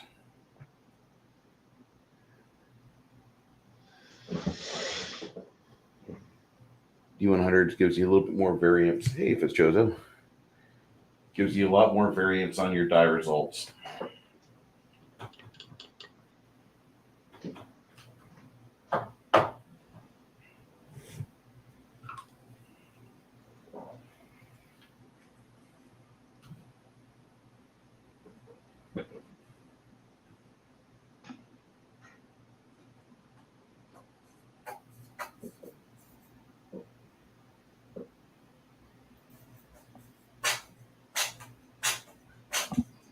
I've been playing Pathfinder: Wrath of the Righteous. How is that? It's pretty good. It's popping up in every game store feed that I'm involved with.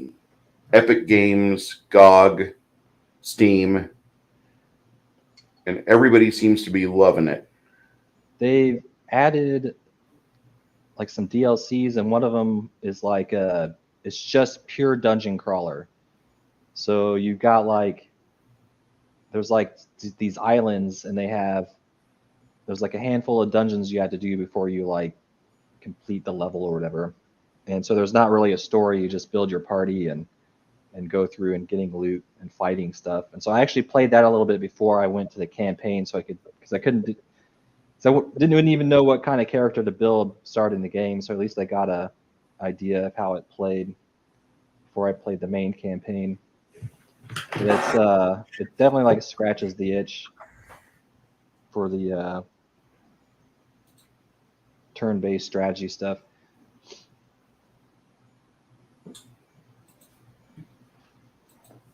Although I put it on just one difficulty setting higher than the default, and there's still like 3 or 4 more levels higher than that, and it's already a little bit of a slog. It's definitely really good at throwing curveballs at you when you think you're tough.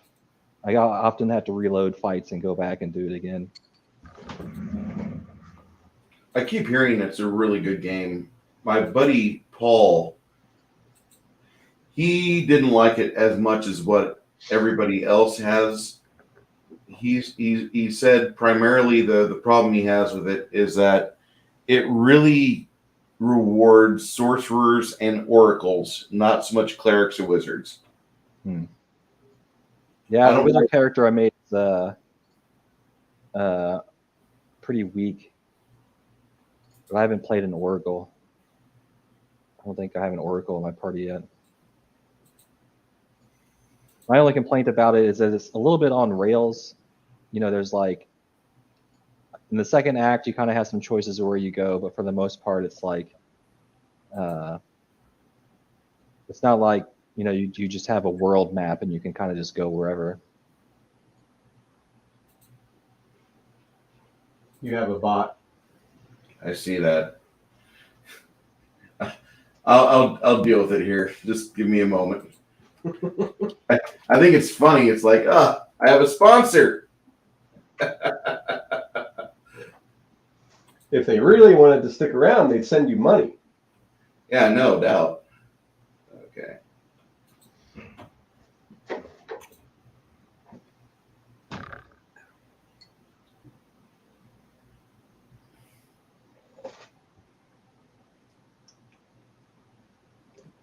This shows that we're talking about a game called Pathfinder: Wrath of the Righteous. I don't even know if is it available for PC only, or is it a PS5 or Xbox thing? I think they have it on consoles now too, but it started out PC. Yeah, I wouldn't doubt that. Big crunchy games typically don't do well on consoles.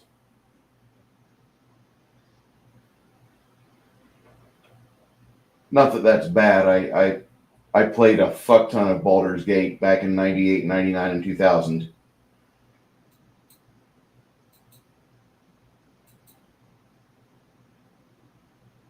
Those are run on an iPad right now. I've been thinking for a long time about getting them for the iPad. I've heard it's good. I have the first one on my iPad on my Apple iTunes store, and I got halfway through it and I stopped playing it. But that would also require you to have an Apple product, which I don't recommend. They're on Android too. I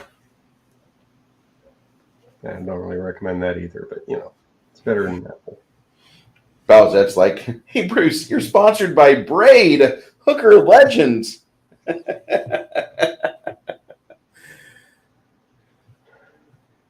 Yeah, we had a bot.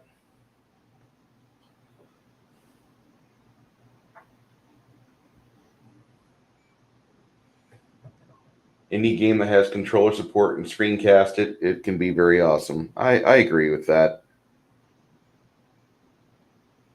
Or just buy it for your console and play it on that. Be like me and get a HDMI cable.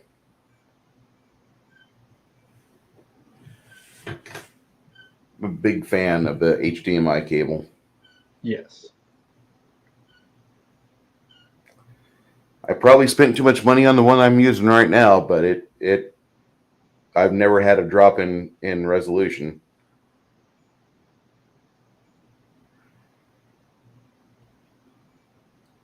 There's not a lot of games out that I really want to play. Not a lot of new games. I've got the same problem that Travis primarily does, where like you look at, oh look, it's a retro game. 4 days later. I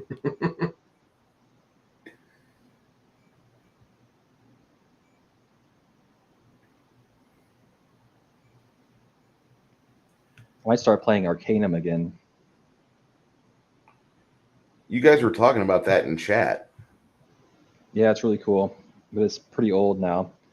It was made by the people who made Fallout. Yep. Nice. I played it a long time ago.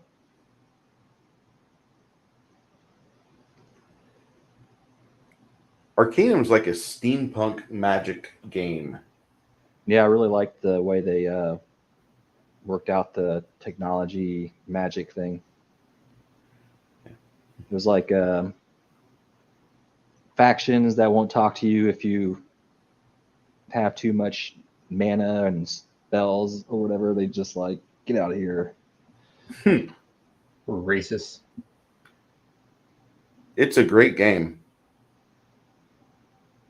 That's like new consoles are not worth the price right now, especially since both Sony, and Xbox are talking about upgrades coming soon. And then Fischozo's like, I'm still playing Morrowind, and is it okay to play Blood Moon at level 28? I would think so. Blood Moon was probably my favorite werewolf story ever. And I'm not a big werewolf person at all, but that was really fun. Mobile, PC, or Switch are most stable. Everybody's not always trying to shove new stuff up your ass and down your throat. Yeah, I've got a 980 GeForce, and I probably need to upgrade it soon because it's hitting that point where it's restricting the games that I could play. But there's no games out that I want to play right now. Can you run Total War? I can. That's surprising. I guess Which version? Which version of Total War? Total War Warhammer. I think I can. Pretty certain I can. Hey Bruce, I'm sorry I gotta step out. So our dog Triss got fixed the other day, and she's a runner, so we have to keep her from running so she doesn't pull out stitches. Sorry to hear that. Yeah. It beats her bleeding everywhere. Yeah. All right, y'all have a good one. Fun talking. Travis, if you decide to play, let me know and we'll figure something out. Yeah, cool. Yeah, I'll definitely start working on a character. Okay. Later. See ya. Later, buddy. Warhammer 3, Total War Warhammer 3 uses my chipset as the baseline for their recommended or for their required minimums. They need a GTX 900 or an AMD RX 400 series. It's surprising Go that it's surprising how optimized they have those games. So I have a computer that's over 10 years old, and it was running them at least pretty decently.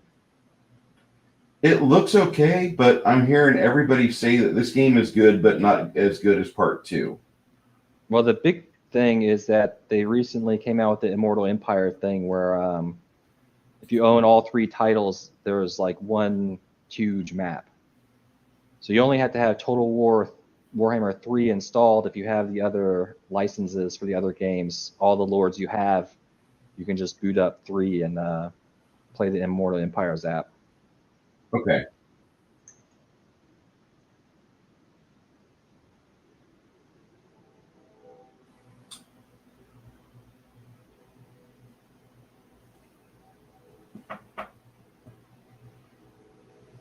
Total War 2. Wow, I could run that on my potato computer. It requires an NVIDIA 460 GTX. And this thing's got a 745M in it. Whew. Cooking with power now. You have a laptop and you have another PC? I have 2 laptops. Okay. One of them is a non-gaming PC. The other one's a gaming PC that will probably last another 2 years if I push it, but I really don't want to.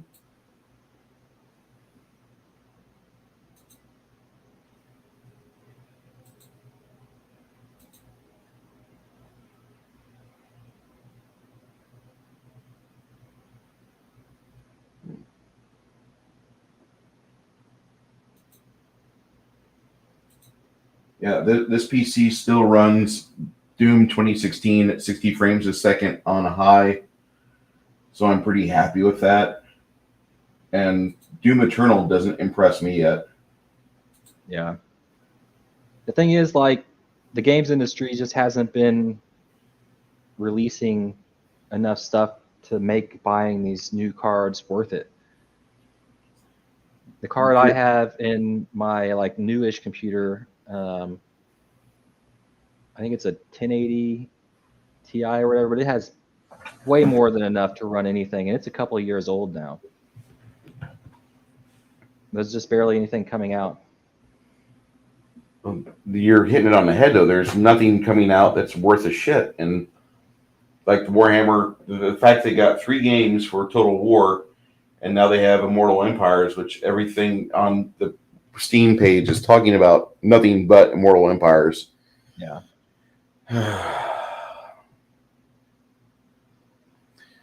That's like the old guard Doom used to make me motion sick. Well, did you ever play Descent? I don't think I ever played Descent.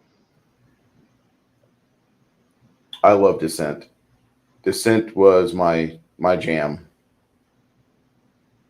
And I played it on PlayStation first. But then I wised up and I bought a PC. It was a lot better on PC.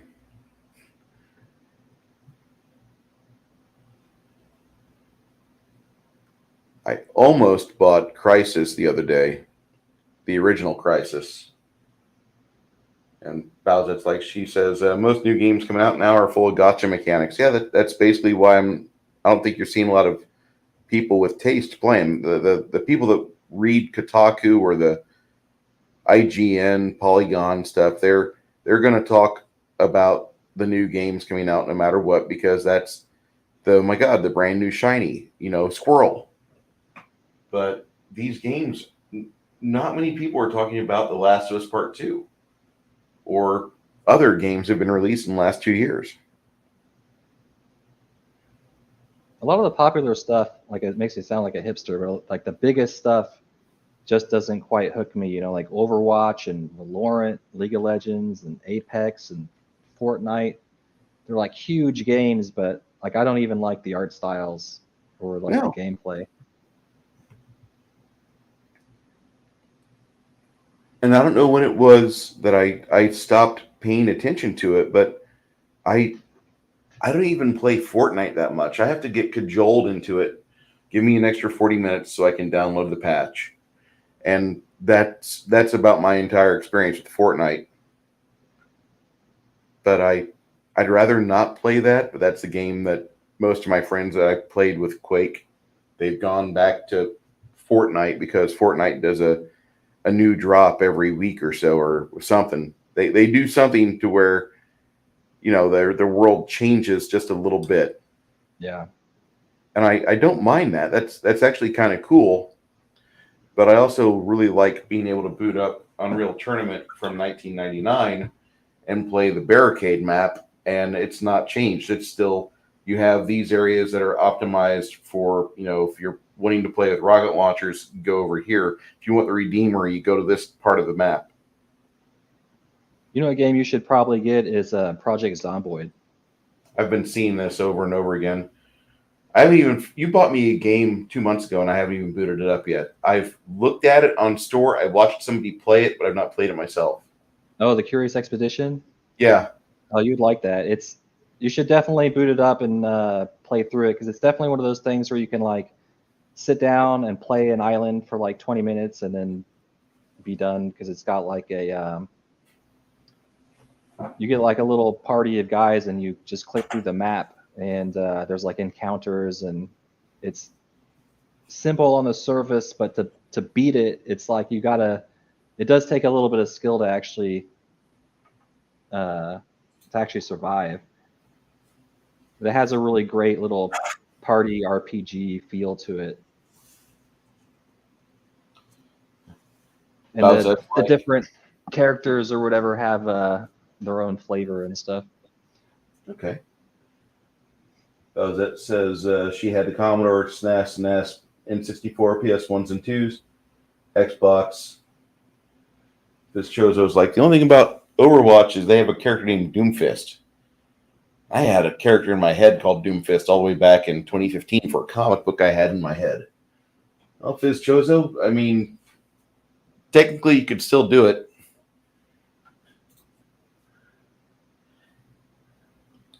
I don't like the fact that some games are just crap when it comes to the physics, though.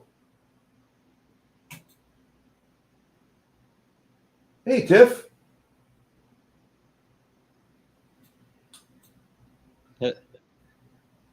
Oh, look, it's my girlfriend. Overwatch. She's got her pumpkin icon. Yeah, I saw that. What I like best about your girlfriend was when you brought her over and we're playing, and I mentioned the Knuckle V, and she starts rattling off information about the Knuckle V according to myth and legend, and we're just both kind of here like, yeah, that's it. She had one to paint. She's got two of them. It's a fucking nightmare of a monster is what it is. Good God. Hey, Tiff, good to see you're painting today. I'm trying to achieve that.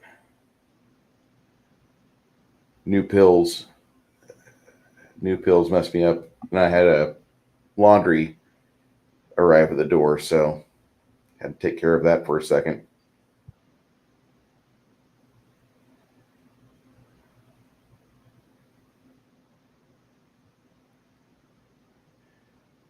How's your mom doing, Travis? She's pretty good. She was just in town, and so my aunt wasn't doing too well, so she's been like coming up to visit, check on her. But she's about to sell, or at least try to sell, her condo in Florida and talking about moving back up here. I'm like, oh, do you really want to move back to Illinois? But she doesn't know what she wants to do. She wants to be around for my aunt.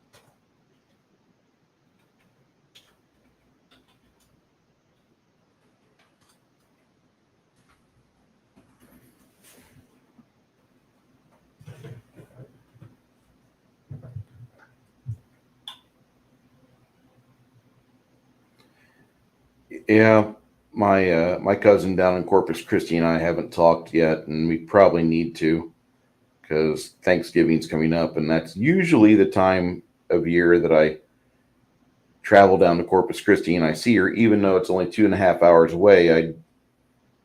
I'd rather do this and paint on my day off. I guess they could come up to San Antonio too, right? Yeah. Actually, she's got a more expansive place. She has kids. She has 4 kids. My apartment of solitude is not really built for children.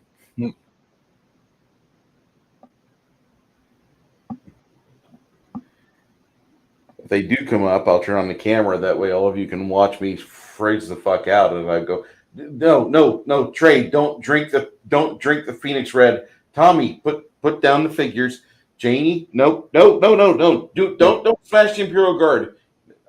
I could really see that being one of my best streams ever, although it would be the most painful stream for me to have to produce. Like breaking the weapons off the minis. Oh, fuck. I don't even want to think about the shotgun in the other room. That I haven't broken the safety, but I don't have it on safety. I've never used it. Never used the safety. Never flipped that toggle. Yeah, Bowsette. My cousin was a cutie, and she met a guy when her idiot husband left Texas because he wanted to have poverty, and he went back to Illinois. She stayed here, and then within a short period of time, she had a nice new boyfriend, and then she got divorced, and she was putting out 2 more kids. So she's got a total of 4 now, and she used to have just 2. She was almost there. Her youngest was 13 years old when the divorce paperwork was finalized. Can you imagine that? You are 5 years away from being legally obligated to have the smallest house you possibly can for yourself and however many cats you want to have. And instead, she's like, nope, I'm going to go grab me some more kids.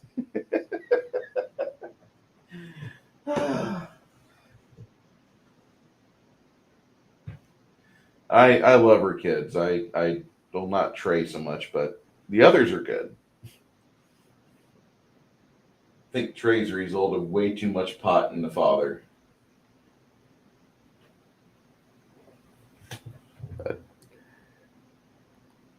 Are you coming down here for the holidays, Travis, or no? I don't want to put you on the spot or anything. If you don't want to answer, that's fine. But I was wondering if you were, because that would be for me to go down to Corpus Christi and make a combination trip. I'm probably thinking sometime around Thanksgiving or after. I don't know. I got a problem now where my car engine is foobar, so I'm looking at cars, and so I was originally going to drive down there, so I would have the car, but now I don't have the car. What type of car problem are you having? Can I ask?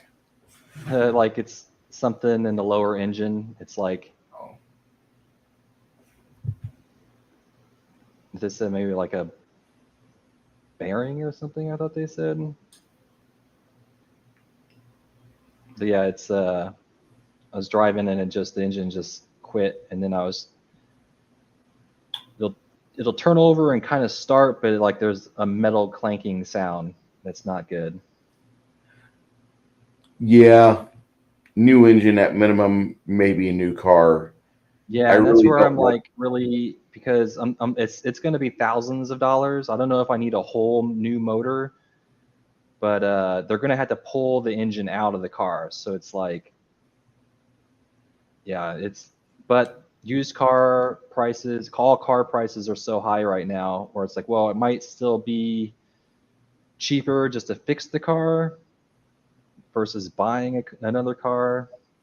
But Bowsette says what you're saying is it sounds like a spun bearing. You lose compression and it causes the engine to knock really bad. That's a blockout rebuild. By the way, Bowsette's a mechanic that was schooled in our nation's finest army. Oh, that's cool, because I only know a little bit about cars. Yeah, electronics you're fucking spot on with.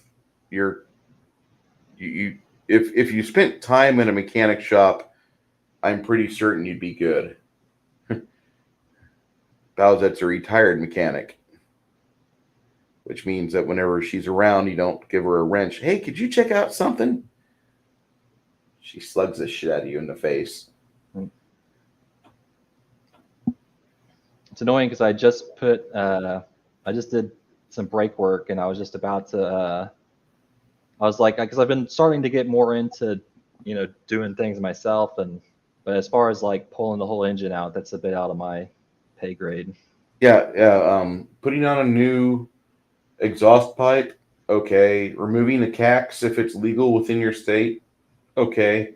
It's not forced. I mean, it's not mandatory to have catalytic converter on a non-commercial vehicle here in Texas, but on commercial vehicles, they kind of require that for some of them. But the entire engine rebuild shit, like, wow.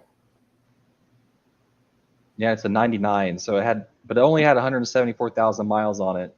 What type of car was it? A Toyota Solara. Oh. But it's got a new radiator and a new starter, and like the brakes are okay. I got a leaky brake line I was planning to fix, but I need put some new exhaust pipe on it, but the muffler itself is still good. But yeah, and I was saying for a long time, I was like, if the transmission and the engine goes, then I'll probably get a new car. But then I started looking at used car prices and then reading all the economic outlooks, and they were like, oh, car prices are like the highest they've ever been. And if you wait a year, they're going to come down a bunch. And I'm like, well, shit. Bowsette gives you a ray of sunshine by saying you need a lot of space and a fairly clean area to rebuild an engine. It can be a pain, but all you really need is a proper books for tolerances. And if I had an actual garage, I would really consider doing it, because the amount of money that I would pay somebody else, I could probably buy the tools and the parts to do it yourself. But I don't have to like be anywhere, since I don't have like a 9 to 5 I gotta like rush to every day. So it's not as much of a it's mainly like I'm planning to go down to Texas, and I'm planning to go to the art studios, and I'm gonna need a car to get around for that, because I don't want to have to depend on Tiffany to get everywhere. That wouldn't be fair to Tiff. No, she wouldn't totally mind, but it's more like, what would I do all day? I guess I could just paint all her horse miniatures. I don't hear people complaining when you volunteer to paint miniatures. Yeah. About that's like, you could save thousands of dollars and do it yourself. I mean, I'm all about it, but my dad's got garages, but he's all the way in Decatur. 40 miles away. Yeah, towing the car over there wouldn't be very cost effective. I think that'd be worth it. I don't want to see you fucking go into debt. I mean, not that you'd be in debt, but I just don't want to see you drop $30,000 for something that you might have to do for only $6,000 or less. Yeah. Especially for an old ass car, it's like. But at the same time, I'm totally not like feeling that positive about just taking it to a junkyard. It's like they'll probably be like, oh, we could probably do something with this. They probably won't even totally wreck it. Or even I guess they could just part it out or whatever. But yeah, I hate not having the tools, like to do this kind of stuff. I went down to St. Louis to visit an old Navy buddy of mine. He had an air compressor and he had like an impact wrench or whatever. So it's like a good jack, and so it's like so much easier to get the wheels off and mess with the brakes and look under the car and everything. Man, I wish I had all your garage here. Bowsette says, go for used. That's the best. You could probably find a rebuilt motor for roughly the same price. Yeah. That's what's frustrating is I know I could like it's definitely doable.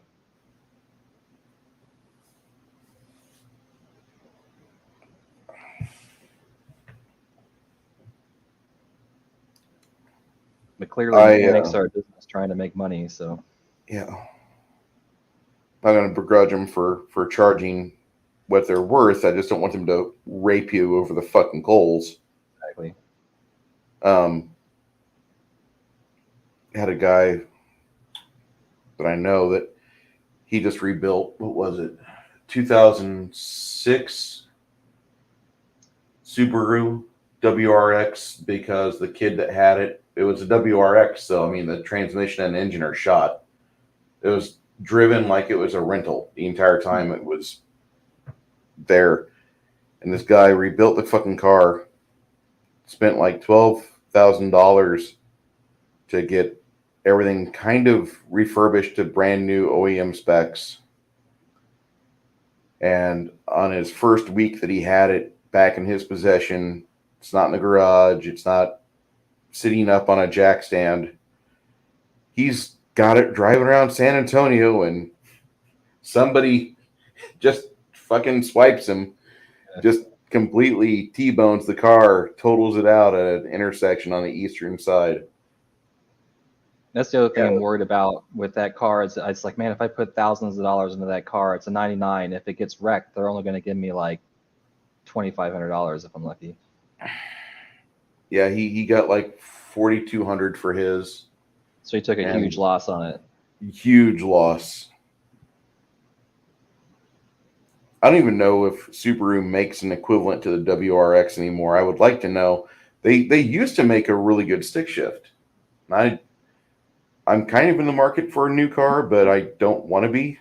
I like my Civic, but I don't like the fact that there's some repairs I need to do to it, and I don't have a garage, and it just looks like shit. The front end, I need to redo the front end and drive it carefully from now on, instead of just parking it somewhere and expecting nobody to hit it. I have the insurance that'll take care of that, but spending $1,500 for the premium for them to cover it, I could do it myself for probably cheaper.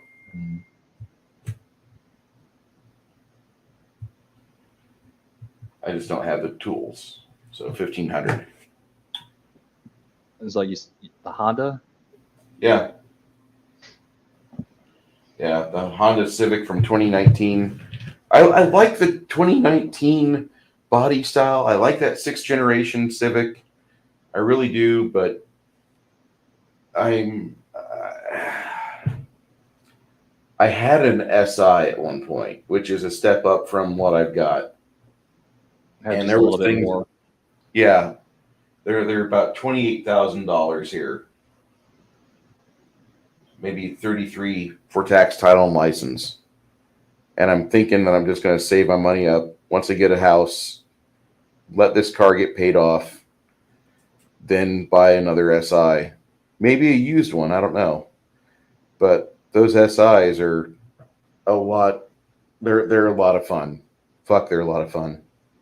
What's the real estate market even looking like around San Antonio? It's starting to drop finally. It's not even the crap it was like 2 months ago. Yeah. January was the peak, apparently. Well, that's good, because I've been waiting for the market to die so we can like actually afford to move out. Yeah, they raised interest rates, and they're probably going to raise it again, and that'll put a dampener on it. Yep. But it's just absurd on everything. Like the cars, the big thing was with the pandemic, the new cars, they were having supply issues, especially with like the chips and things for the computers in the cars. And so they just weren't able to make enough cars. So people were just buying more used cars, and you combine that with, you could actually look in the graph of when the stimulus checks come, used car prices started going up because people were using their stimulus checks for like down payments and to buy new cars, or or used cars, I should say. And then you combine that with just general inflation. It's like perfect storm of shitty economics. See, I need to But- do some research on things a little bit more, but you're on the money with this. What's really pissing me off is how many cars, anything under $10,000 has like 150,000 miles on it. I can't believe what they're asking for some of these cars. Like even, and anything with like less than 50,000 miles, they're wanting like more than $15,000 for. Like I was looking at Honda Fits, you know, like kind of like the hatchbacks and stuff. Yeah. And they were, those cars, like those 2012s going for like $15,000-$16,000. And it's like, how are they, who's paying this? Who's buying this? It's like people, I guess, that have to have a car. They're just going to pay it, I guess. I'd rather see you get the HVR or the crossover they've got. The Fit is a hatchback, but I just can't see you. I know you drove a Prius at one point, but I just can't see you enjoying driving a Fit because the Fit's got like a lower tier motor than the Civic does, and it's just not. Yeah, they're definitely like a wind-up car. Yeah, it reminds me that go-kart kind of engine in it.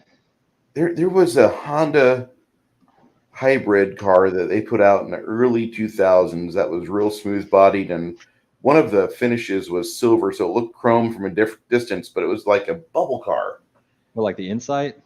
No, the outside. And or I mean the Honda Insight, they had that yeah, it's like that. Yeah, those things are actually kind of cool, but they could get like 70 or 80 miles per hour on those things. But the thing is, like, I hardly see those anymore, and I wonder if like they started having serious issues. Because normally cars that are reliable, you see them for 20 years, and eventually that's when they start disappearing. Yeah, I haven't seen an old style Honda Insight for quite a while, and the new ones that came out back in 2019, I haven't seen any of those at all. When I was selling cars for a brief period of time in 2019, we only had one on the new car side at the Honda store I was at. And whenever I went out and tested it myself, it had some quirks about it, just the way it felt, the way it wanted to accelerate, and I wouldn't recommend it to people. Yeah. And that was one of the contributing factors to my demise there. So, whatever. But it's also the thing, the batteries over, like they have eventually you have to replace the batteries, and that can cost more than the car. Yeah. And that's a big problem that I think people are going to start running into. That's something that my dad was looking at when he was getting ready to buy his. He bought a Nissan Sentra, just a regular ass Nissan Sentra.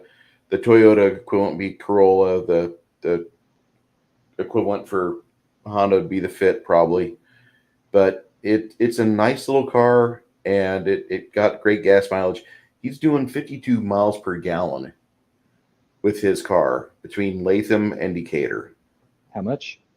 52 miles per gallon. What is it, like a hybrid? No. He's averaging that because I told him go find somewhere that does 90 octane with no ethanol. And 90 octane no ethanol raised my average up to 38 miles per gallon in that Civic that I drive. I was getting 35, and I typically will take the interstate to and from work. That's San Antonio, though. And I told my dad, I'm like, hey, you ought to try this non-ethanol stuff because it'll actually help your engine run lower and you run at a more efficient rate. And so he did that, and he went from like 47 miles per gallon to 50, 52. And he's not driving a hybrid. It's just I know that sounds like I'm skeptical. That's all I'm saying. Okay. That's fine. I mean, I've driven the car before. It's not a hybrid. Yeah. It's just a regular ass basic Sentra, and it has the mileage of the old Geo Metro. Yeah. There were some people when I lived behind Broadwood Village. They had a Geo Metro, and they were like a a whole family of 600-pound life people, and like the three of them would cram into that Geo Metro, and it like the shocks were like it was like all the way down, and you could just like I was like cringing when they drove by because like I couldn't help but feel sympathy for that little car. It was just struggling up and down the street. Bowsette hits the electronic vehicles bullshit, a giant scam, and we're going to run out of batteries faster. The Chinese kids cannot assemble the lithium batteries fast enough for this. We're going to need to double up on our oil production. She's like, you can hear the Geo Metro scream. Yeah. I've seen cars like that. Now, if with the vehicle that you drive, if you can get it running again, see if they've got like a 90 octane no ethanol near you, because like they have that at Sam's. We've got it at a few other places. Quick Trip down here sells it, and it's so sort of like you're getting more power and energy out of the gas. Yeah. It's not filled with all the shit from the corn, the biofuels. Yeah.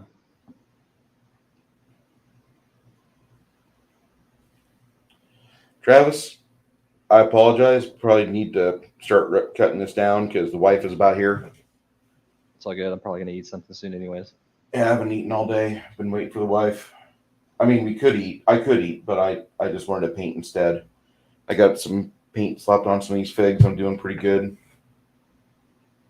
My Johnny Lawrence figure is almost done.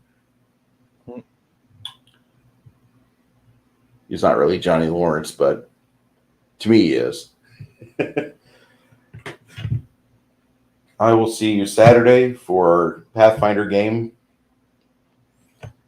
And Chris got my fig painted, and now we're probably all going to die. Yeah, that's the death knell. That's usually when you get your character figure painted up and he's glued together. The next time you get together and adjourn for game, that's when it all falls apart. I'd like to thank everybody that dropped in the stream today. No, Bowsette, I don't have to be good with her. She's a terrible person like I am, and I love it. We will see you here Monday night. Me and Janet discuss the movie Near Dark, which is a fantastic vampire movie.